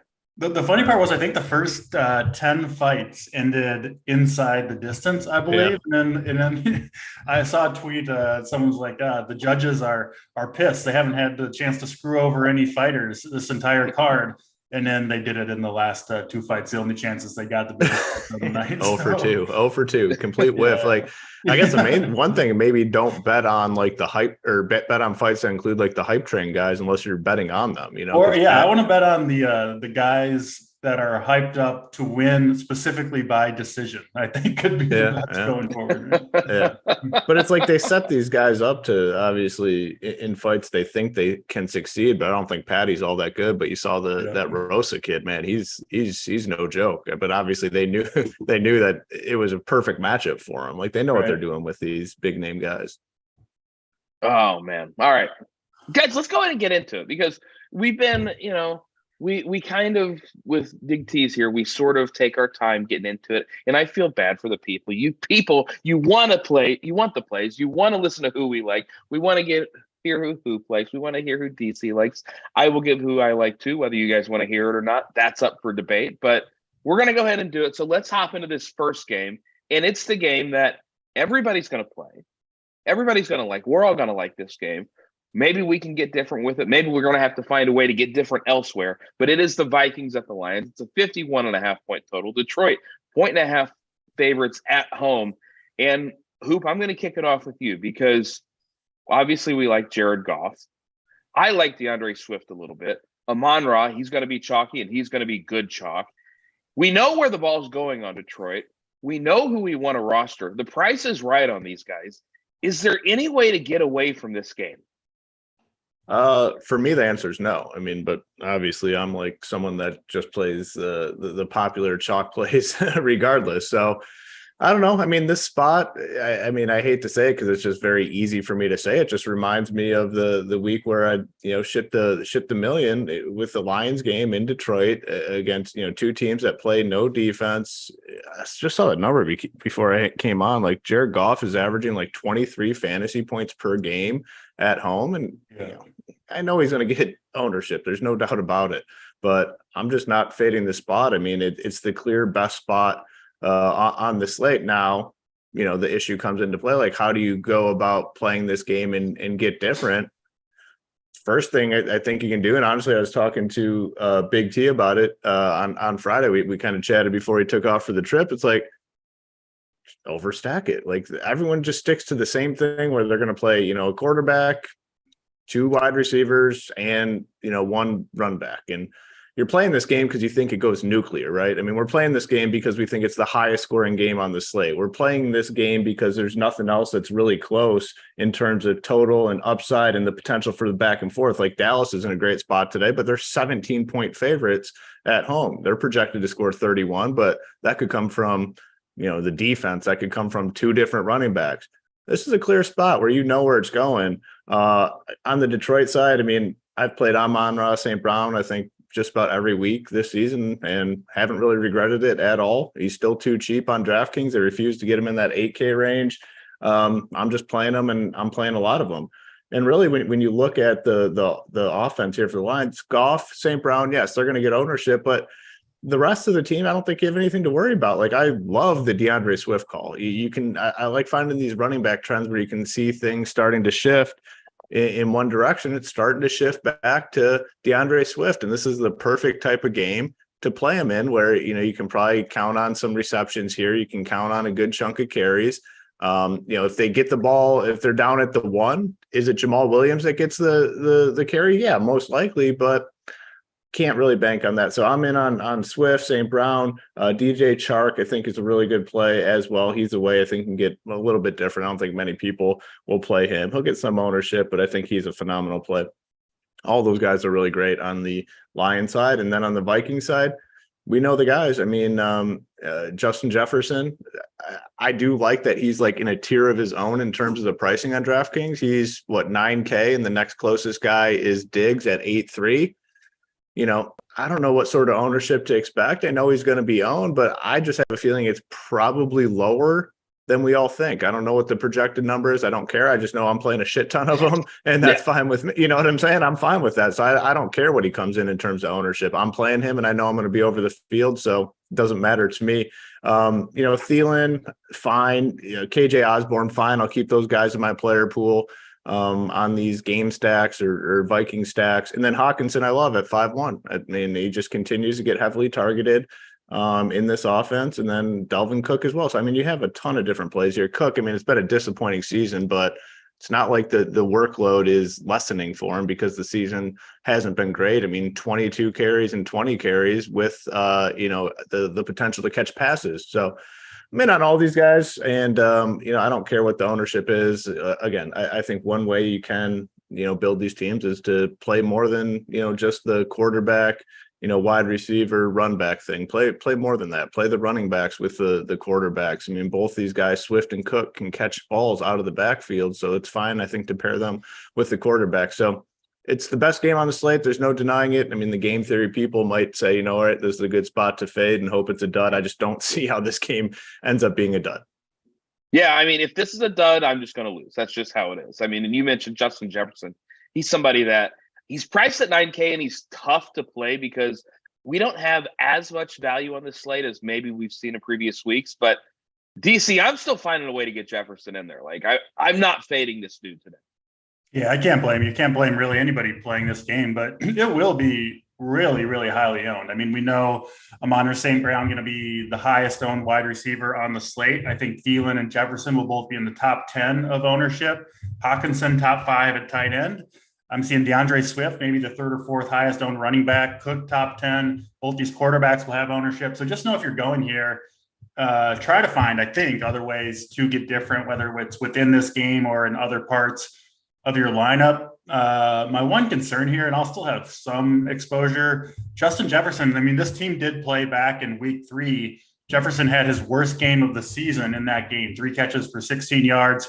Detroit does have a top corner, and Jeff Okudah, former number 3 overall pick, who shadowed him, I believe, on 85% of the snaps in that game. Detroit used a ton of bracket coverage, and really, they essentially entirely took away Justin Jefferson last week. He saw kind of a similar thing from the Jets with Sauce Gardner and had kind of a slower game, did get the touchdown at the end. So he does seem to be at least a little bit, susceptible to great corners slowing him down a little bit. So that just concerned me a little bit with Jefferson, just because, listen, he's still going to do some damage, but he is the highest priced guy on the slate and he's going to have ownership, right? So on those types of plays, I do look for ways to kind of poke holes in the plays, I guess you could say. And Jefferson is the guy that I can do it the most with in this game. I kind of like the pivot to Thielen, who had a good game in that last matchup with Detroit. And I love TJ Hawkinson. You could do the Cousins, Thielen, Hawkinson stack, right? And leave Jefferson off as a way to get different. St. Brown, I think, is awesome. DJ Chark, I mean, he seems way too cheap, and I'm seeing him maybe below 10%. So I love Chark. And then, I think the running backs, I'll go probably Cook over Swift. Swift still makes me nervous that it could go away from him at any point. They are still playing 3 backs with Jamal Williams, and they got a 3rd guy that gets in there as well for some reason. But obviously a great game, could absolutely go crazy. And I do like the idea, if you're going to it, to overstack it, because most people will go, like Hoop said, with the double pass catcher, whichever QB they're using, and then 1 bring back. But, Hoop, you shipped $1 million. What? Do you have 3 skill players on one side and 2 on the other with the quarterback? So what? So 6 total players from the game? Yeah. And I don't usually do that. I mean, it's not like I run my teams and say, okay, I'm good with this. That was specific to that game, just because Seattle and Detroit were playing no defense at the time. I think it's viable this week. You can, I'm looking at your board back there in the background. You've got TJ Hawkinson on it. You can ship another $1 million with TJ Hawkinson on another team in the same stadium. That'd be sweet. A good story. Yeah. Go for that for sure. Yeah. It's so when you get like those multiple scores with the random dude, like it's so fun just to my random dude, my 2 biggest scores ever, Theo Riddick, the true hero of the world. All right. Well, it can't all be sunshine and rainbows. Let's talk about the Jets and the Bills. Oh, one more thing in this game. Sorry to cut you off. One more thing. Yeah. Jameson Williams is 4.5K on FanDuel. I mean, I'm not saying like he's a good value by any means, but the workload's going to increase a little bit. 4.5K on FanDuel is the bare minimum. And if he catches 1, bomb, it's going to pay off. So that's just one thing to note. Let me just say real quick too, the Lions actually have a recent history of when their receiver comes back for the first game, playing very few snaps, and then kind of unleashing him the next week. We saw it first with DJ Chark, then we saw it with Josh Reynolds. Hey, maybe it's Jameson Williams this week. So I like that call specifically on FanDuel. Yeah, and the thing about Jameson Williams too, he was the wide receiver in the last draft. Like if it wasn't for that injury, he would have gone ahead of Olave. He would have gone ahead of everybody else. Like this is a dude that is uber talented, and the Lions, they're set up for success for a long time, by the way, with Amon-Ra and Jameson. Like they are going to be really They'll find good. a way to, they'll fuck it up, Crain. Come on. They'll find a way to fuck it up. That's a fair point. Hey, I don't know. They might be able to get a quarterback in this draft coming up, having the they already got their quarterback. They already got their guy. Stop it. They already got their guy. Yeah. It's Jared Goff, Super Bowl losing quarterback. I'll tell you. Yeah. Maybe. That's big in Detroit. Yeah, I don't think Detroit's they've never been there. So at least he stepped foot on the Super Bowl field. Oh man. All right. Jets and the Bills, 43.5 point total. The Bills, 10-point favorites at home. DC, I'm going to kick it off with you here because, the Bills, they're going to score a lot of points. They're not going to get a lot of ownership because you're spending up. You're spending up for that Lions game. So what are you doing with the Bills here? Not a ton, to be honest. Probably fading this passing game for the most part. Obviously, the pieces that you want, Josh Allen, Stephon Diggs, are super expensive and just not a very good game environment. I think this game will be lower scoring out in the elements in Buffalo and, divisional game, all that stuff. So I'll be mostly fading it. But my favorite play on the Bills is actually Dalvin Cook's brother, James Cook, who, what was he, a second or third round running back pick?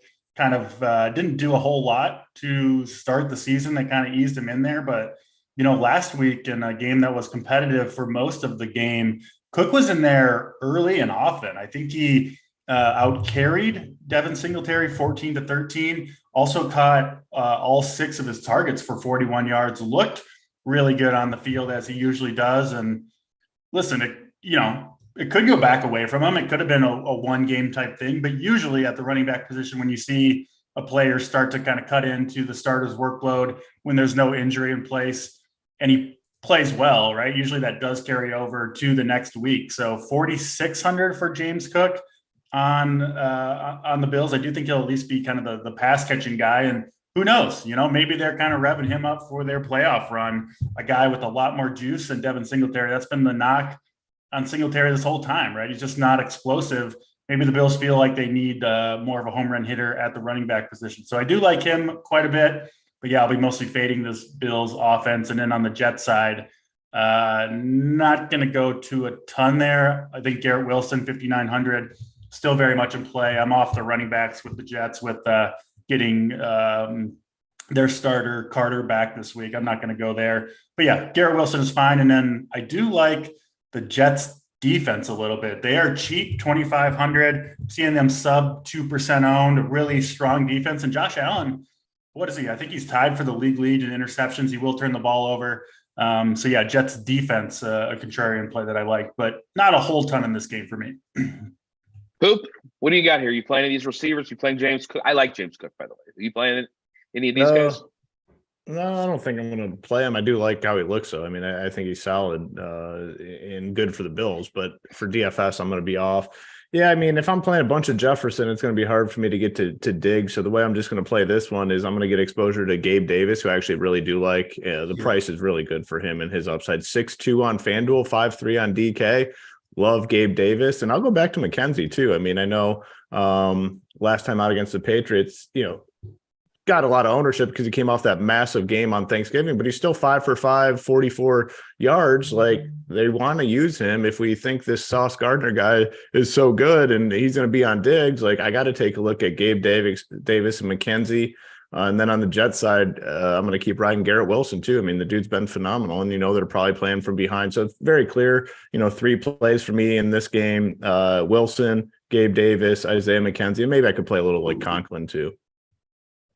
Yeah, I think these guys are fine, but they're not going to be core plays for me. Yeah. What is a core play? Click on the like button. Click that subscribe button. Make sure you do that. We're trying to get to 1,300 likes today. You get 1,300 likes. You get our plays of the day. You get Hoops' Rich Parent play of the day. You get DC's Mom's Basement play of the day. You get my, what's it called? Oh, my 135 bench press pounds play of the day. Thank you, DC. Appreciate that. Easiest $100 I've ever made. I think it should be the world's strongest man play of the day. Eric Crain. I can't help myself. 135, baby. We had a good time discussing that on the show. We found out Hoop could do 135, so he claims. And if Hoop can do 135, I'm sorry, DC, buddy. DC messages me before the show. Am I drawn dead? Yeah, you're drawn dead. All right. Yeah. I almost flexed on you at the gym and put that 135 on and went to town on it. But I was like, you know what? I'm not. Big T was trying to get me to post a video. I'm like, you know what? I if I'm doing that, I need to make some money. So I'm holding off. Well, luckily for you, DC's giving it out. So let's go ahead and set that up. All right. Let's talk about golly, this is not a game to make money on. It's Baltimore at Pittsburgh, a 36.5 point total. Pittsburgh 1.5 favorites at home. Hoop, I can't imagine you like anything here, but talk to me about this game.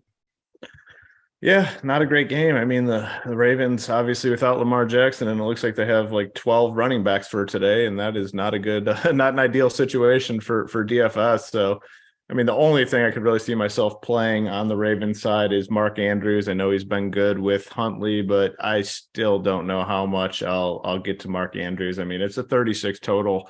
I mean, my goal in this game is just to bank on it being just a nasty, grinded out type game, which it probably ends up being. So the only guy I could even think about playing on the Ravens would be Andrews. And to be honest, I probably don't get a lot of him. And then on the Steelers side, it doesn't get much better. Freiermuth, clearly a tight end play. He's been real solid lately. He's had a lot of yards. It looks like 79, 76, and 2 out of his last 3. He's fine. He's cheap, 4.5K. Deontay Johnson is 5.1K. There's just like zero upside with him. Pickens 5K. I don't think I'm going to be playing really any of those guys. Najee Harris 5.8K. Again, don't think I've clicked his name all season, and it's worked out great. So it's going to be a fade for me besides the tight ends. And like I said, I don't even know if I'll end up with Andrews at all. So more Freiermuth than anything in this game. Do you see anything for you here? I do like Mark Andrews quite a bit. I'm seeing really, really low ownership on him, sub 5%, I think, almost certainly.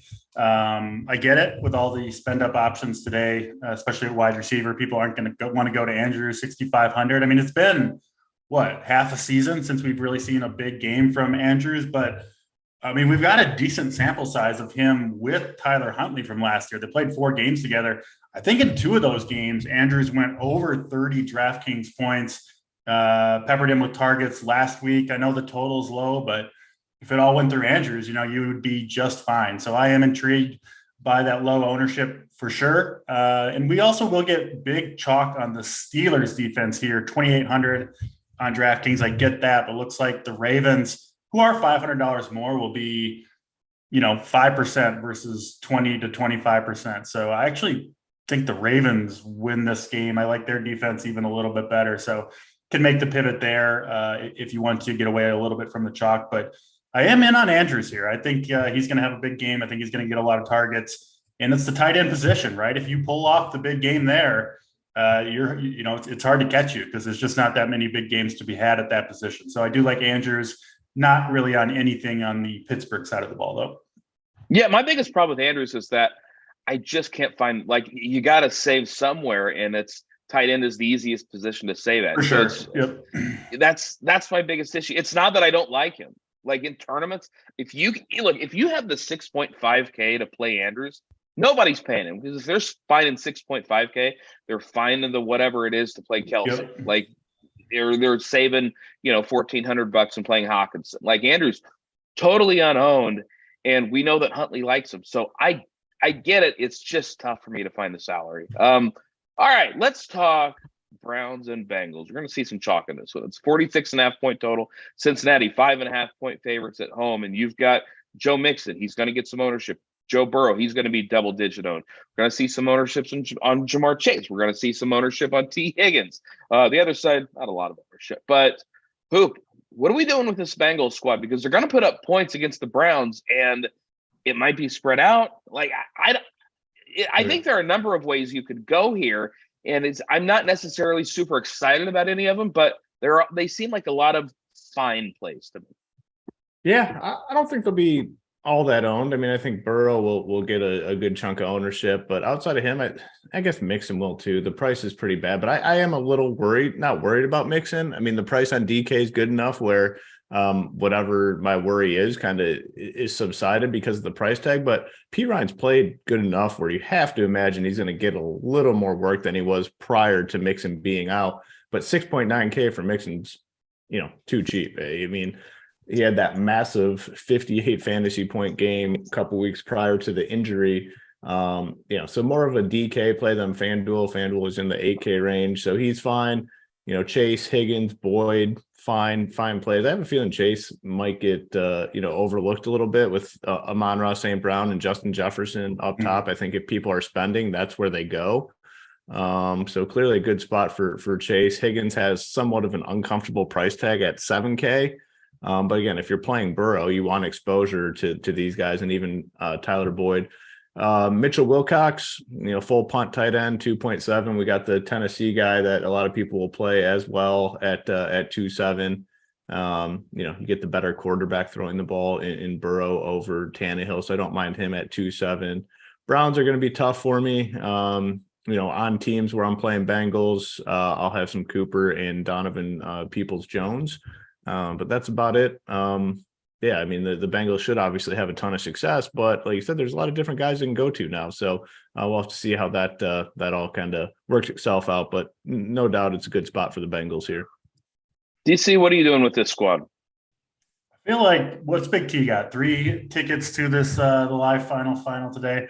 I feel like he's gonna have a Burrow stack. I'll say that. I know he's gonna be sweating anti-sweating Mixon, right? The famous Joe Mixon week. So that was rough. Like you had to send him some texts just checking in on you, man. Like it was. If I know Big T, he's gonna be on the Joe Burrow side of this one. So I'll say that.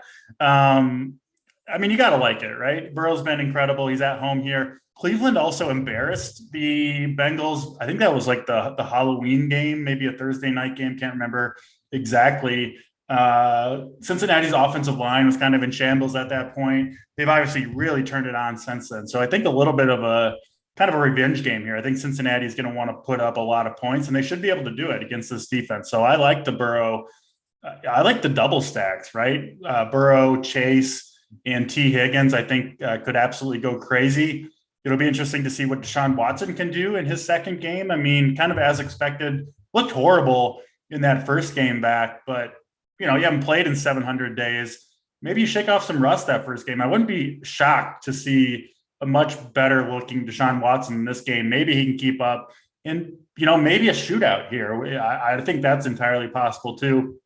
So I do like Donovan Peoples-Jones either way, but in the event that Amari Cooper sits, right, he's still, I think, a game time decision. Obviously, we'll get that information fairly soon. If he is out, I would really like Donovan Peoples-Jones a ton. So going to watch that. I'll have some Mixon, but I'm kind of on the Big T train of not loving him in general. So I'll be hoping he has a little bit of a slower game.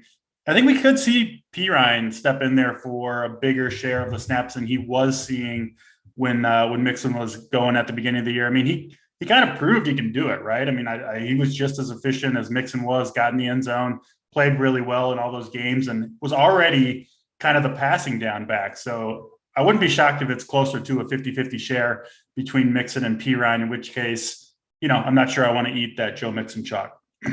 Yeah, nobody's going to play Amari, and I don't hate him. The problem is, this mid-range at wide receiver is just so stacked, and even the upper range at wide receiver is so stacked that I don't think I can get to Amari. But on a normal slate at 6'2", this is a spot where I would absolutely play him. I just don't think I can do it on this slate.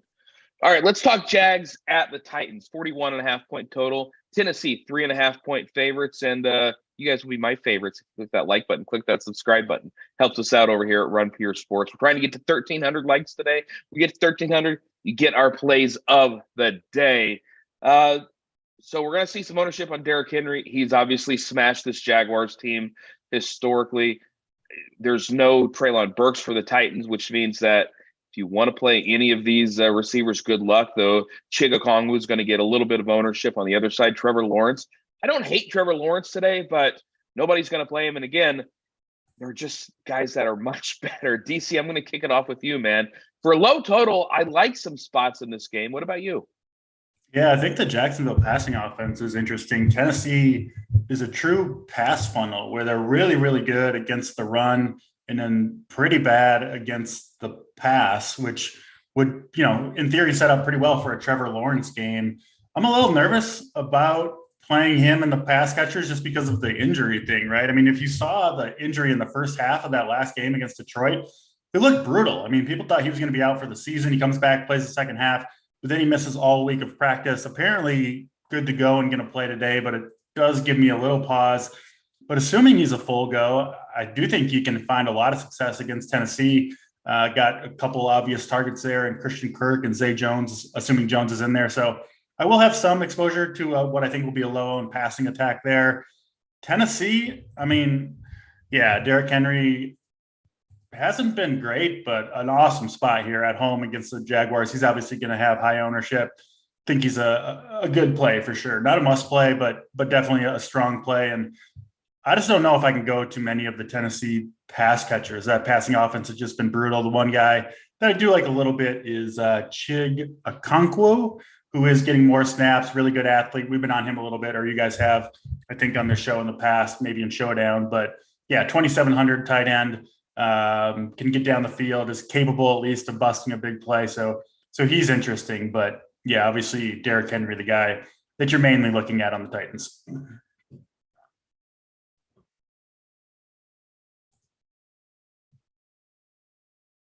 Let's see how long it goes. Still going. And still going. Come on. You're sitting there. I hear you say it's still going. I'm like, man, Hoof really hates this play. He's still talking about Trevor Lawrence. That's what I thought you were saying. Now we need to know the play. No.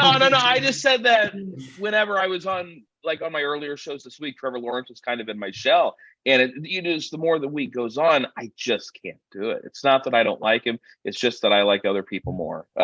Hoop, what are you doing in this spot?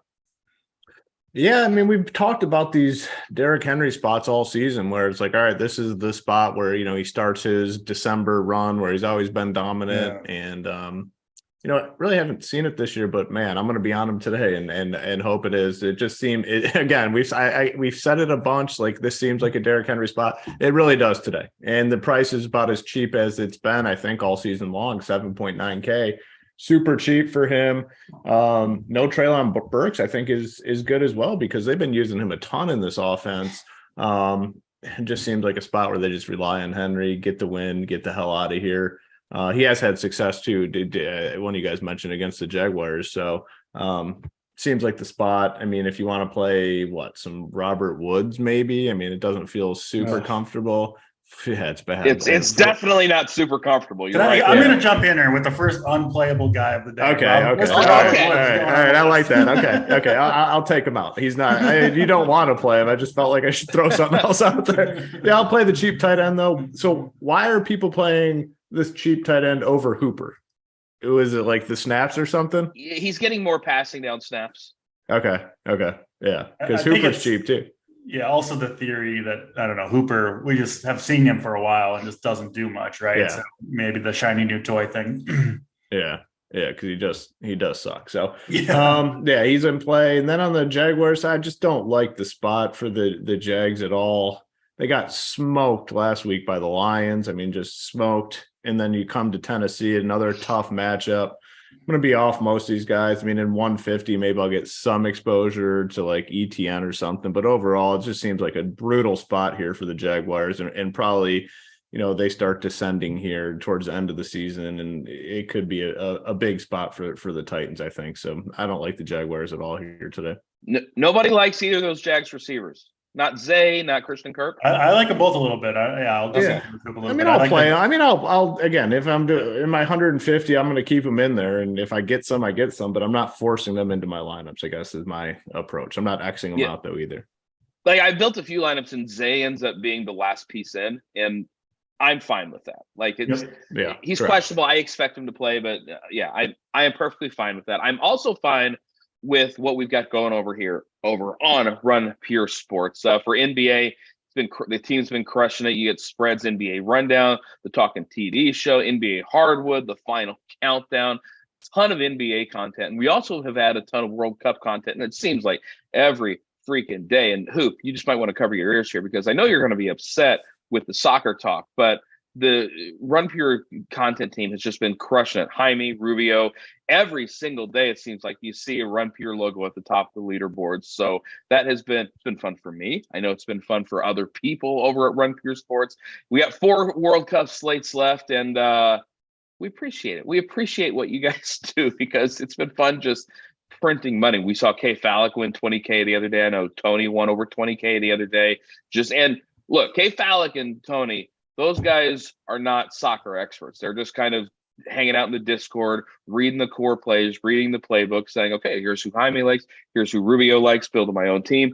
And absolutely smashing it. So we got a lot of premium going on. We got the playbooks going on. You got NFL Up to Lock coming up soon for premium members. And of course, you got the Discord. And the Discord, I know for you guys too, is one of the most invaluable assets over at RunPureSports, because especially during NBA time, like if you're not in the Discord grinding NBA, like what are you doing? Because you get that late news, you get those late updates, and it really sets you apart from the competition, because sports like that, man, you need somebody out there to say, okay, here's the news. Player A is out. That means player B and C, this is why they're good plays now. It's just, it's invaluable. So keep checking that out. For the members, keep grinding with us. It's been a good time over here at RunPureSports. It's also a good time for one of the teams in our next game. The Dallas Cowboys at home against the Houston Texans. I think Cowboys fans are going to have a good time in this one. It's a 44.5 point total, and Dallas is big ol'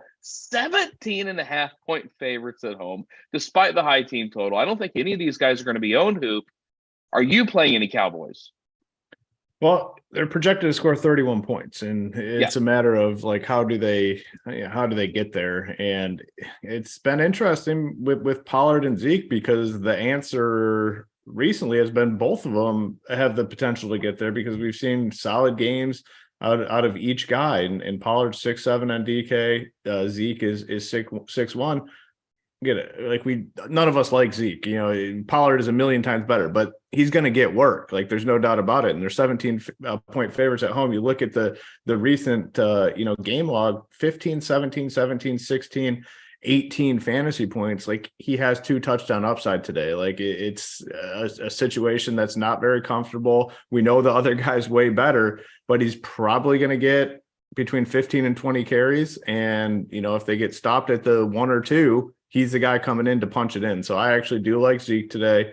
I like Pollard as well. And, you don't want to play them together, but individually, they're both solid plays. CD Lamb, I don't know. I mean, I think I just want to lean on the running game here. 17 point favorites at home. Can CD Lamb go off? Yeah, for sure. But again, I want exposure to St. Brown. I want exposure to Justin Jefferson. I want Jamar Chase over CD Lamb. You just can't play everyone. So I'm just going to have to be mostly off this passing game. I mean, Schultz will be in my player pool for sure. But I'm going to focus on Pollard and Zeke and just hope it's like a full onslaught. And also the Dallas defense is in a really, really good spot. They're 3.8K. If you are spending up, they're the defense that everyone's going to go to, but a lot of people like going cheap at defense. I like spending up today, honestly, with Dallas defense. They're the one defense that just seems like they get after it in these spots where they know they can overmatch their opponent. So I like the Pollard, Zeke, Dallas defense, going to be mostly off the passing game. And then on the Texans side, I guess I'll mix in these wide receivers. I mean, Dorsett, Chris Moore, even maybe Akins as another cheap tight end. I'm sure one of them will have a good game, will be good enough to be on the winner. I don't know. We'll see. But like you need some of these cheap wide receivers. So I'm going to play those guys. I'm going to play Akins.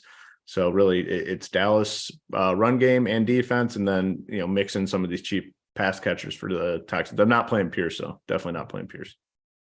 DC, you playing anybody in this game? I mean, yeah, I pretty much echo everything Hoop said. The Dallas running backs, Pollard and Elliott, I think are both strong plays. I don't think I would play them in the same lineup, but I wouldn't be shocked if it ended up working. I mean, both of them below 7K. It does seem too like Dallas is the one team that, I mean, I think they want both these guys to succeed, right? Like they're obviously aware, the coaching staff is, that Pollard is the more talented back, and then Zeke is on like the Jerry Jones mandate of like you must play him and get him in the box. Like both these guys are going to score touchdowns today, right? Pollard and Zeke. I would be kind of surprised if that didn't happen. If this Dallas defense does what everybody, including myself, expects them to, you're going to have a ton of short fields, right? From stopping the offense early, getting the ball back on punts, turnovers, and that's Zeke territory. Pollard obviously explosive. I think Pollard is. I mean, Zeke's maybe the better touchdown bet, but Pollard is obviously the more explosive player. I do think he's the higher upside guy. I'll have exposure to both. Dallas D, a rare situation where you get a expensive defense, 3,800 on DraftKings for Dallas, 5,200 on FanDuel. but they are the highest owned projected defense on DraftKings on the entire slate. I'm seeing, around 25% ownership for a very expensive defense. That's a little scary, but man, what a spot. It's tough to imagine them not getting there. It really is. I 100% agree. But, on the other hand, if you just take just the two facts of high owned defense and expensive defense, that's generally a spot you want to fade, but maybe this is the time to jump in. So I'll probably maybe match the field on Cowboys defense. I don't want to take a bigger stand than 25% going crazy with them, but obviously a tremendous spot and feels like they're going to put up 20 points. I'm with you guys on that. Oh man. Yeah. I don't have a Cowboy in my lineup right now. And it just feels wrong when you see that 31-point team total. Including the defense? Oh, I take that back. I do have a Cowboy. I have 11. I have 11 Cowboys in my. When you're like, flipping through Sunday Ticket, or you're at the bar watching games, and like normally you're not going to like watch your defense on the field as your main focus. You might if you have the Cowboys defense, because it's going to feel like they're going to be scoring every snap that Houston runs. So it does feel like a really, really awesome spot. Yeah, it's just one of those, and I can't imagine. Like I saw a few people in chat on a show I did before asking if I had any interest in Philip Dorsett or Chris Moore, and the answer is absolutely not. Like I am not messing with these Texans receivers. I'm kind of with Hoop though, where it's like when your most expensive pass catcher is 3,400, it's hard not to have some interest, right? Hoop. I mean, for 150, I'm definitely including those guys. I mean, just one per lineup though, right? You got to make that rule. Definitely don't play those guys together because there's not going to be a lot of opportunity. You're just hoping for one. Correct. Yeah. I mean, it's one of them. I could see like I don't know, like 6 for 60 and a touchdown. Like that would be. What is that, like 18 fantasy points or something? You take that for sure. Davis Mills, by the way, to throw an interception, minus 230. Pretty big line. Yeah. Yeah, that's a big number. Yeah, that's a big number. All right. Yeah, I kind of want to bet it. I know, right? Like I hate laying 230 to anything, but I might have to do it. Yeah, Tyler in the chat had a good bet. Pollard touchdown parlayed with Cowboys money line. It's plus 105. I actually do like that because Zeke and Pollard, I mean, have to be almost locks to each score in this game, it seems like. Yeah, it's like the Cowboys can just like choose, like, okay, we want this guy's going to score on this drive, and there you go. That's what it feels like anyway. Get ready for those play action fades to Michael Gallup or something. Yeah, just to piss everybody off. It's coming. Yeah. All right, Eagles and Giants, 44.5-point total. Philadelphia 7-point favorites on the road. We saw the big week last week from AJ Brown. Jalen Hurts has just been crushing it every week. Isn't going to get any ownership. Miles Sanders, And on the other side, we got Saquon. Sounds like he's going to go, right? I saw that right, didn't I? Who? So they've kind of waffled back and forth. It seems like I've seen varying reports on Saquon. I guess if I had to bet, I would think he plays, but I don't think it's a sure thing. Okay, so you get a spot here in Saquon. I can't imagine paying $8K for Saquon today. DC, I see you nodding your head. I assume you're in agreement. Yeah, not going to Saquon. Tough defense for the Eagles here, but. I really like the Eagles offense here. I was on them last week as well.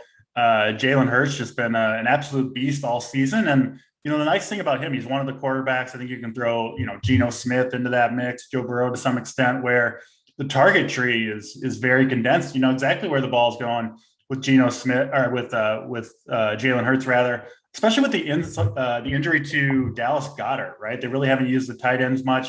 They don't throw to Quez Watkins all that much either. It's really AJ Brown and Devonta Smith, two of the most talented wide receivers in football. This Giants defense, I don't think is any good. Even I think a little bit overrated. They've played a pretty soft schedule. I think Hurts and his two pass catchers, AJ Brown, Devonta Smith, I think they get going again. They were monsters last week. I see no reason why they can't do it again. So that is kind of my, I guess my biggest stand this week. Hurts my favorite quarterback.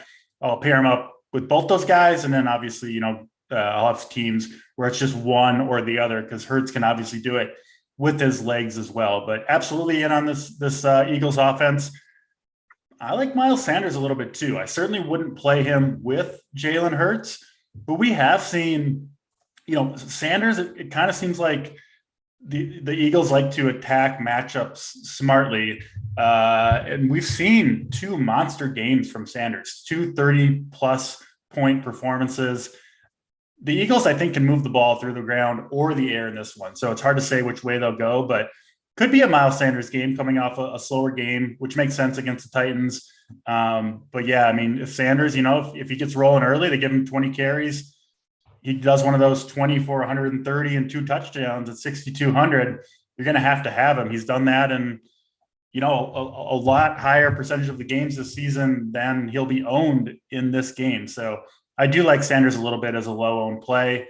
And then on the Giants side, they've got really cheap pass catchers too in a game that, maybe Saquon's limited, maybe he can't get going. I do think the Eagles are going to put up points. So I'm looking for a run back on the Giants side. Eagles have really, really good boundary cornerbacks. So for me, that kind of takes guys like Hodgins and Slayton out of play. I'm going to go over the middle, right, on the short routes. I like Richie James a little bit, scored touchdowns in 2 of the last 3 weeks. He's cheap at 3,600. And then the guy that I really like is Daniel Bellinger, their rookie tight end, who was, trending toward, kind of 100% snap / route share back in week 6. Caught 5 passes for all 5 passes and a touchdown in that one against Baltimore. He broke his eye socket in week 7 against Jaguars, and then finally back last week against the Commanders, played, I think, 96% of snaps, saw 5 targets. And I do think this is a way to attack the Eagles defense. It's not on the perimeter, but over the middle. I think the Giants are going to have to throw. Bellinger, obviously 3,300. He's cheap at the worst position. And I'm seeing low ownership on him as well. So he is my favorite run back on those Jalen Hurts stacks. Hoop, are you going to be able to play anybody from this game? Agree with DC on the Eagles side. I mean, you got a situation where it's a very condensed target tree. I mean, if Hurts is dropping back, it's going to AJ Brown, it's going to Devonta Smith, and Devonta Smith at 6'3" on DK, I think it's a really good price tag. Yeah. AJ Brown kind of always goes a little overlooked. Obviously, Hurts gets ownership, but when you start pairing them up with the pass catchers, you're not getting different, but a lot of people aren't doing that, which makes it nice. So Hurts to those guys, I'm good with, maybe a little bit of Miles Sanders. I mean, he's, like DC said, he's nuked 2 slates this year where he's just kind of absolutely gone off 34 and then 32.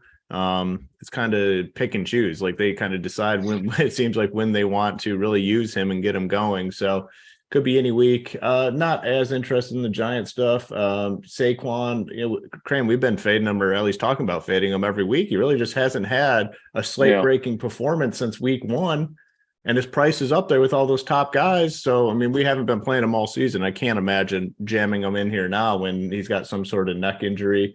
But that news, it seems like there's not a ton of information on it. So we'll see. I mean, I think he probably does end up playing, which is fine because, I'll be off of him.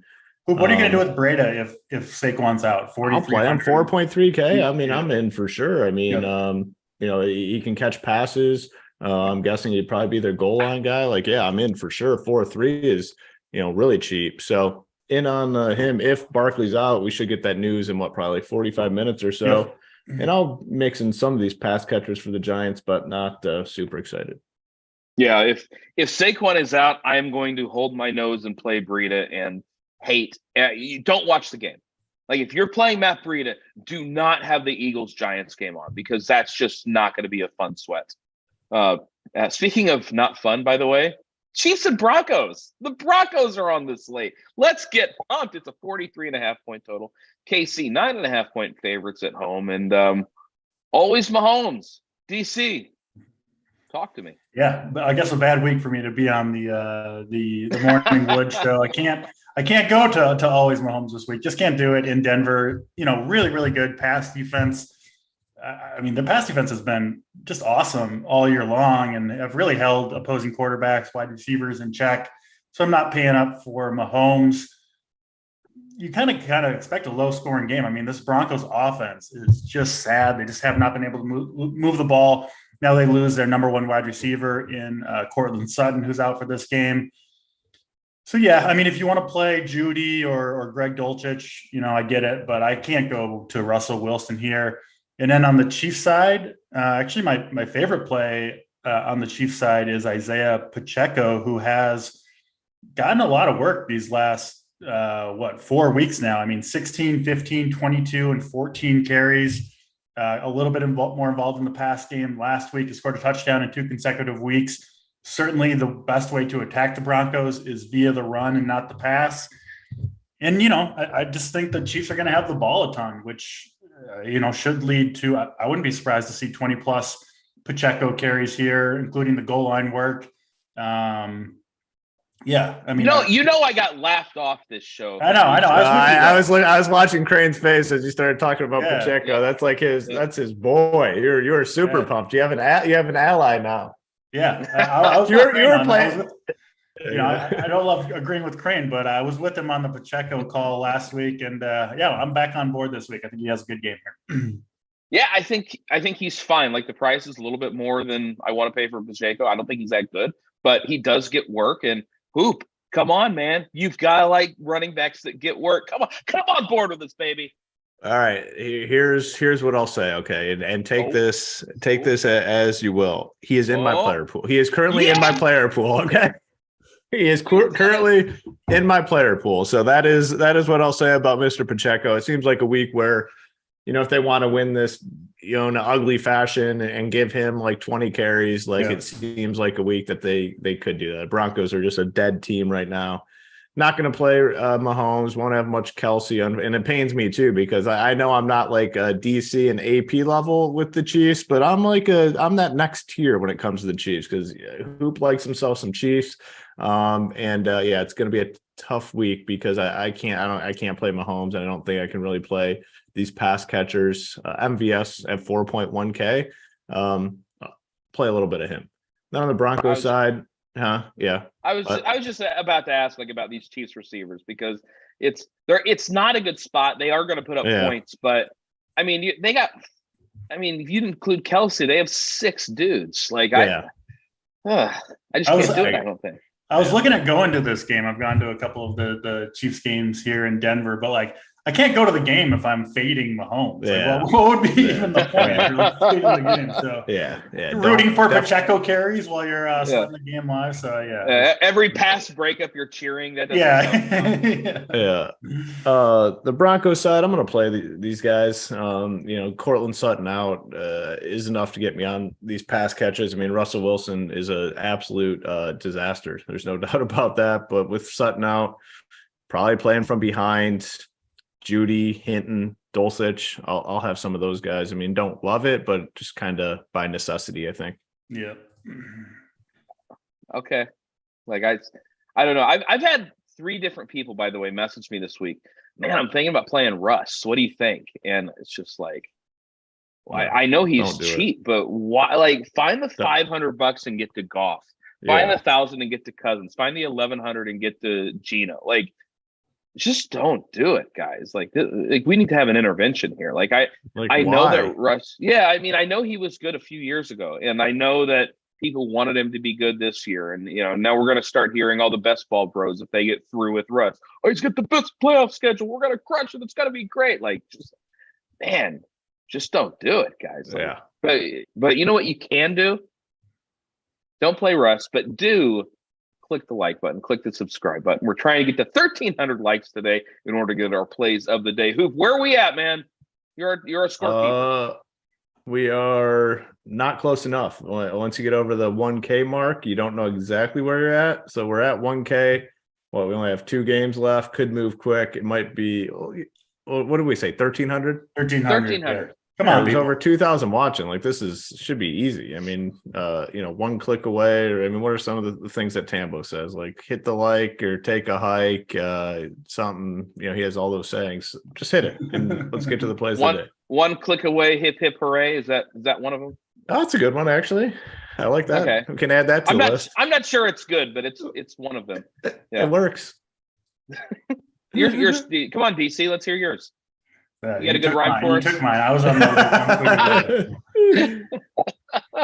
Yeah, guys, click that like button. It helps us out over here at Run Pure Sports. We love doing the free content for you guys, but help us out in return. Click the like button. It helps us out, and let's be honest, it doesn't cost you guys a damn thing.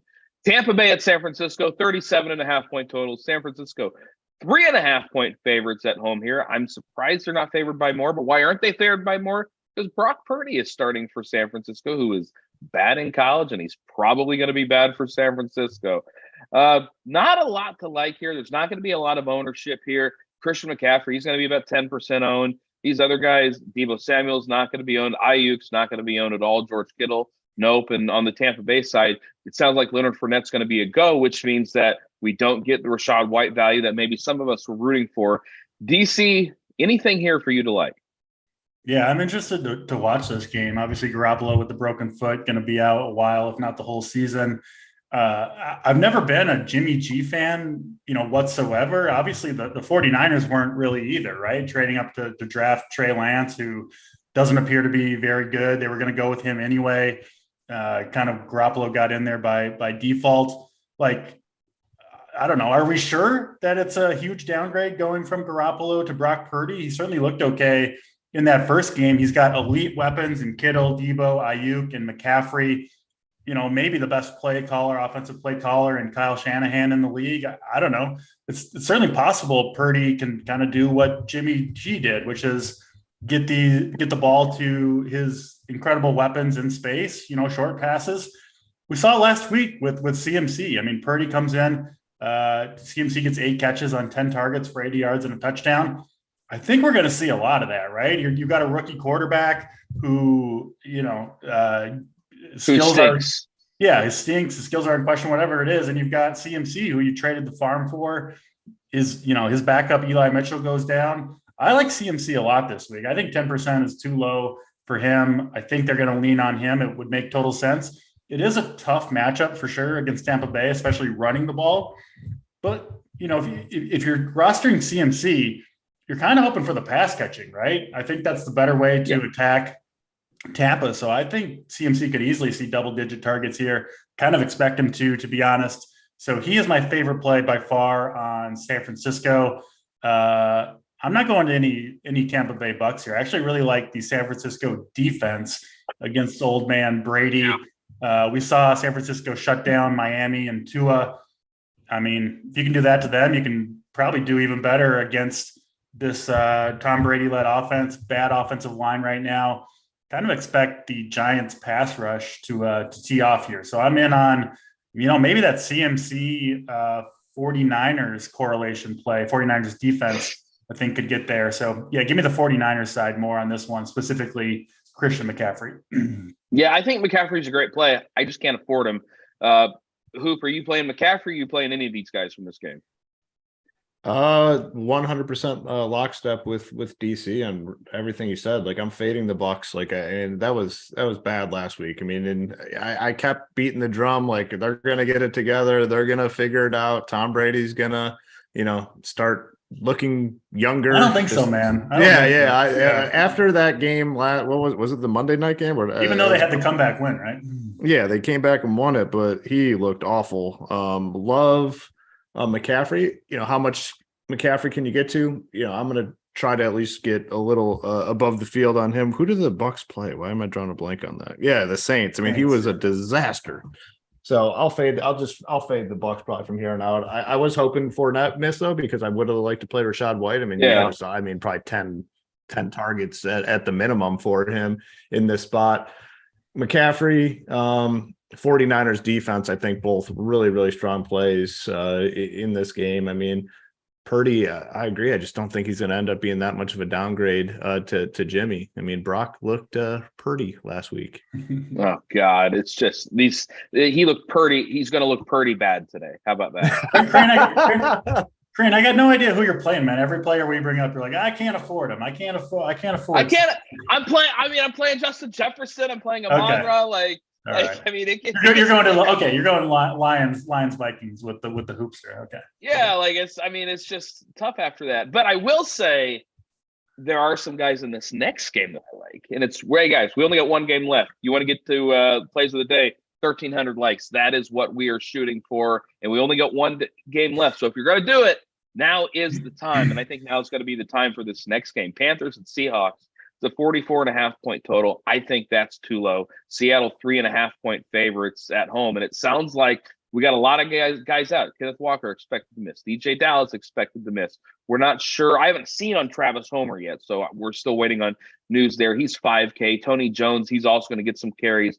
He's 4.8K. But nobody going to Geno, and I like Geno quite a bit, and I absolutely love a wide receiver in this game. Maybe I'll tell you guys if we get to our plays of the day. Hoop, what do you think about this Seahawks side? What do you think about this Panthers side? Yeah, so Kenneth Walker out and then DJ Dallas both out. You know, the first thing that comes to mind is a big bump to the passing game. Geno, Metcalf, Lockett. You know, Kenneth Walker has been really good this year, and they've relied on him quite a bit. And I'm going to be in on the passing game here. I think they're, you know, phenomenal plays. Geno Smith has been really good all season long, very high floor, and he's flashed the upside on multiple occasions. So in on Geno, Metcalf, Lockett. I am also in on Travis Homer. I mean, I know a lot of people are kind of down on the situation. Oh, they're going to use, you know, Tony Jones too. Well, no shit. Every fucking team use multiple running backs. Like, it's nothing new. Like, we're paying a premium for running backs that, you know, there's another guy. I mean, every team uses multiple running backs. I'm just going to go with Homer. I think he's a really good play at 5K flat at home as a favorite. Do they use the Tony Jones dude? Yeah, absolutely. Like, there's no doubt about that. Tony Jones is going to get some work, but I'll play Homer. I think he gets the first crack at it. I think he gets the goal line work. In on Homer for sure. In on Geno. In on Metcalf, Lockett. And then on the Panther side, I like Foreman. I like DJ Moore. I like Terrence Marshall. I really like this game. I think this game has the potential to be high scoring, and we have just very clear plays. I mean, the one play that people are iffy about is Travis Homer. I happen to like him. So I don't know. I think there's like 7 or 8 plays in this game. I think it could definitely go over. I think it could definitely turn into somewhat of a shootout. So I'll be heavily exposed to all pieces here. Yeah, you know, another piece that you briefly mentioned is Donta Foreman, and I don't really understand why he's not going to get more ownership. I mean, he's got a great match with Seattle. They can't stop anybody. He's only 5'4", and he's going to probably get 20 carries. Like, I don't know what's not to like here about Foreman. DC, are you playing Foreman? Are you playing the Seattle passing game? What are you doing here? I'll have some Foreman. I mean, the reason not to like him, if you look at like his games, is when they lose, he gets kind of game scripted out of there because he's not at all involved in the pass game. And you could easily see Seattle jumping off to a hot start in this one, and Foreman, you know, just not getting much work. But I still think he's got upside, right? Because if it is close, they are going to lean on him. So I'll have some Foreman. Probably not, honestly, with Geno. I think he's better to play without the Seattle running back because you kind of want Carolina to win or, you know, stay in this game. But yeah, I'm with you guys on Homer. I mean, they're down their top 3 guys that would get carries. Obviously, you know, it's a long time ago now, but they lost Rashad Penny, who was their number 1 guy early on in the year. Now Ken Walker goes down. DJ Dallas would have been 3rd in line for kind of the base set carries. Homer was already sort of their passing down back to some extent when he was healthy, so he's going to retain that role. And then, you know, I think he'll be the first guy that kind of is on the field on 1st and 2nd downs. Tony Jones Jr., I really don't think is any good, so I'm not going to go there. But yeah, Homer looks like a good play. And you could see Seattle just, you know, with all the injuries to their running backs and with how well Geno's playing, clearly the strength of their offense is throwing the ball. They might just kind of more or less abandon the running game and just take to the air, which I wouldn't even hate that for Homer, right? He's a good pass catching back, and he could easily catch 6 or 7 passes in this one. So in on Homer, in on Geno, Lockett, Metcalf. And then, yeah, on those teams, if I'm going with Geno and the passing game, we'll probably go to mostly DJ Moore, who I think is you know, it's an upgrade a little bit, at least, to Sam Darnold from Baker Mayfield, I think. And he's got big upside at 5,500. So I do like him a little bit. If you want to play kind of the alternate game script, I think Foreman is the way to go. All right, Hoop, how are we looking on those likes, buddy? Oh, we are at 1,200. All right, guys. So come on, hit the button. Yeah. We're good. We got just a few seconds left to click that like button if you want our plays of the day. And I think we can get there. I think you can do it. We got over 2,000 watching. Click the like or take a hike, as they say. Saquon's in, by the way. So okay, so Saquon's in. So thank God. Because I did not want to mess with I didn't really want to play Breida either, to be honest. Yeah, like I would have, but I would not have liked it. You know, just kind of reviewing, Hoop, like we're playing this Minnesota Detroit game. We both like the Seattle game. Maybe some of these Cowboy running backs. Am I missing something? No, I mean, I think we're kind of all on the same page in terms of what we like and don't like. I don't know. I mean, obviously, like this slate should be fun. I mean, everyone's talking Minnesota, Detroit, but there's, as we talk through it, I mean, there's some other really good spots to definitely attack on the slate. So, yeah, looking forward to this one. DC, are you in lockstep with us? Yeah, I'm going, I think, more to the Eagles game than you guys are. But, yeah, I think should be a fun slate. So, yeah, I'm looking forward to it. All right. Hoop, did we get there, buddy? It's got to be close. I say we go through. Let's do it. I mean, yeah, let's go. I mean, we can't ruin the mode. Yeah, Simon said it's close. They're gonna get us to 13. If they don't, they owe us something. They do owe us. Right. And you know what? When DC's here, we got to lower the bar anyways. So a little bit lower than 13. And, that's all right. Well, let's kick it off with DC then. The mom's basement play of the day. Who you got? Yeah, I'm going back to the Eagles in that passing game, led, of course, by Mr. Jalen Hurts. But I'll take a little bit of a discount at wide receiver, go to Devonta Smith, who's seen since Goddard has gone down 8, 9, 9, and 8 targets in the last 4 weeks. Super talented guy, 6,300, reasonably cheap. I think he has a big game here against the Giants. Devonta Smith, mom's basement play of the day. All right. Well, let's go to the rich parent play of the day for Mr. Hoop. Who you got? I'm gonna go to the Bills. I mean, with Diggs having to match up with that tough cornerback, give me Gabe Davis. I mean, I know I'm always a Gabe Davis guy. I just can't help myself. I think he could nuke that slate today. So give me Gabe Davis, rich parents play of the day. It's such a frustrating roster. And then they give like Isaiah McKenzie 10 targets randomly. It's frustrating. But again, a few times a year, he does absolutely nuke it. And if you guys want the, I don't even know what we're calling my play now. We'll call it the strongest man of the whole wide world play. I'm going to the Seattle game. I'm going to the Seattle passing attack and one DK Metcalf. These outside big receivers have just absolutely destroyed Carolina. Even Mike Evans did it. And nobody's playing DK Metcalf. He's going to be 5% owned. I love this Seattle passing attack. What Hoop said about, or I forget it was DC. Hoop, DC, one of you said about them abandoning the run. I kind of think that's what they're going to end up doing. I like Geno, and nobody can play him. If people are playing Cousins at that same price tag, people are saving a little bit of money with Goff. Nobody can play Geno. I love pairing him with DK Metcalf. And at 7-1, if people are playing Geno, I think people are just going to try and save the $600 and go to Lockett. And Lockett's fine. DK is going to be the one that smashes. So that's who I'm going with for my play of the day. It's going to be a good show, guys. It's going to be a good day. We're going to have fun. We're going to watch some football. We got up to lot coming up. Hoop, are you excited? I'm pumped. Let's go. That's the Hoop pump sound. I'm pumped. Yay. DC, appreciate you joining us, man. Always fun to do shows with you.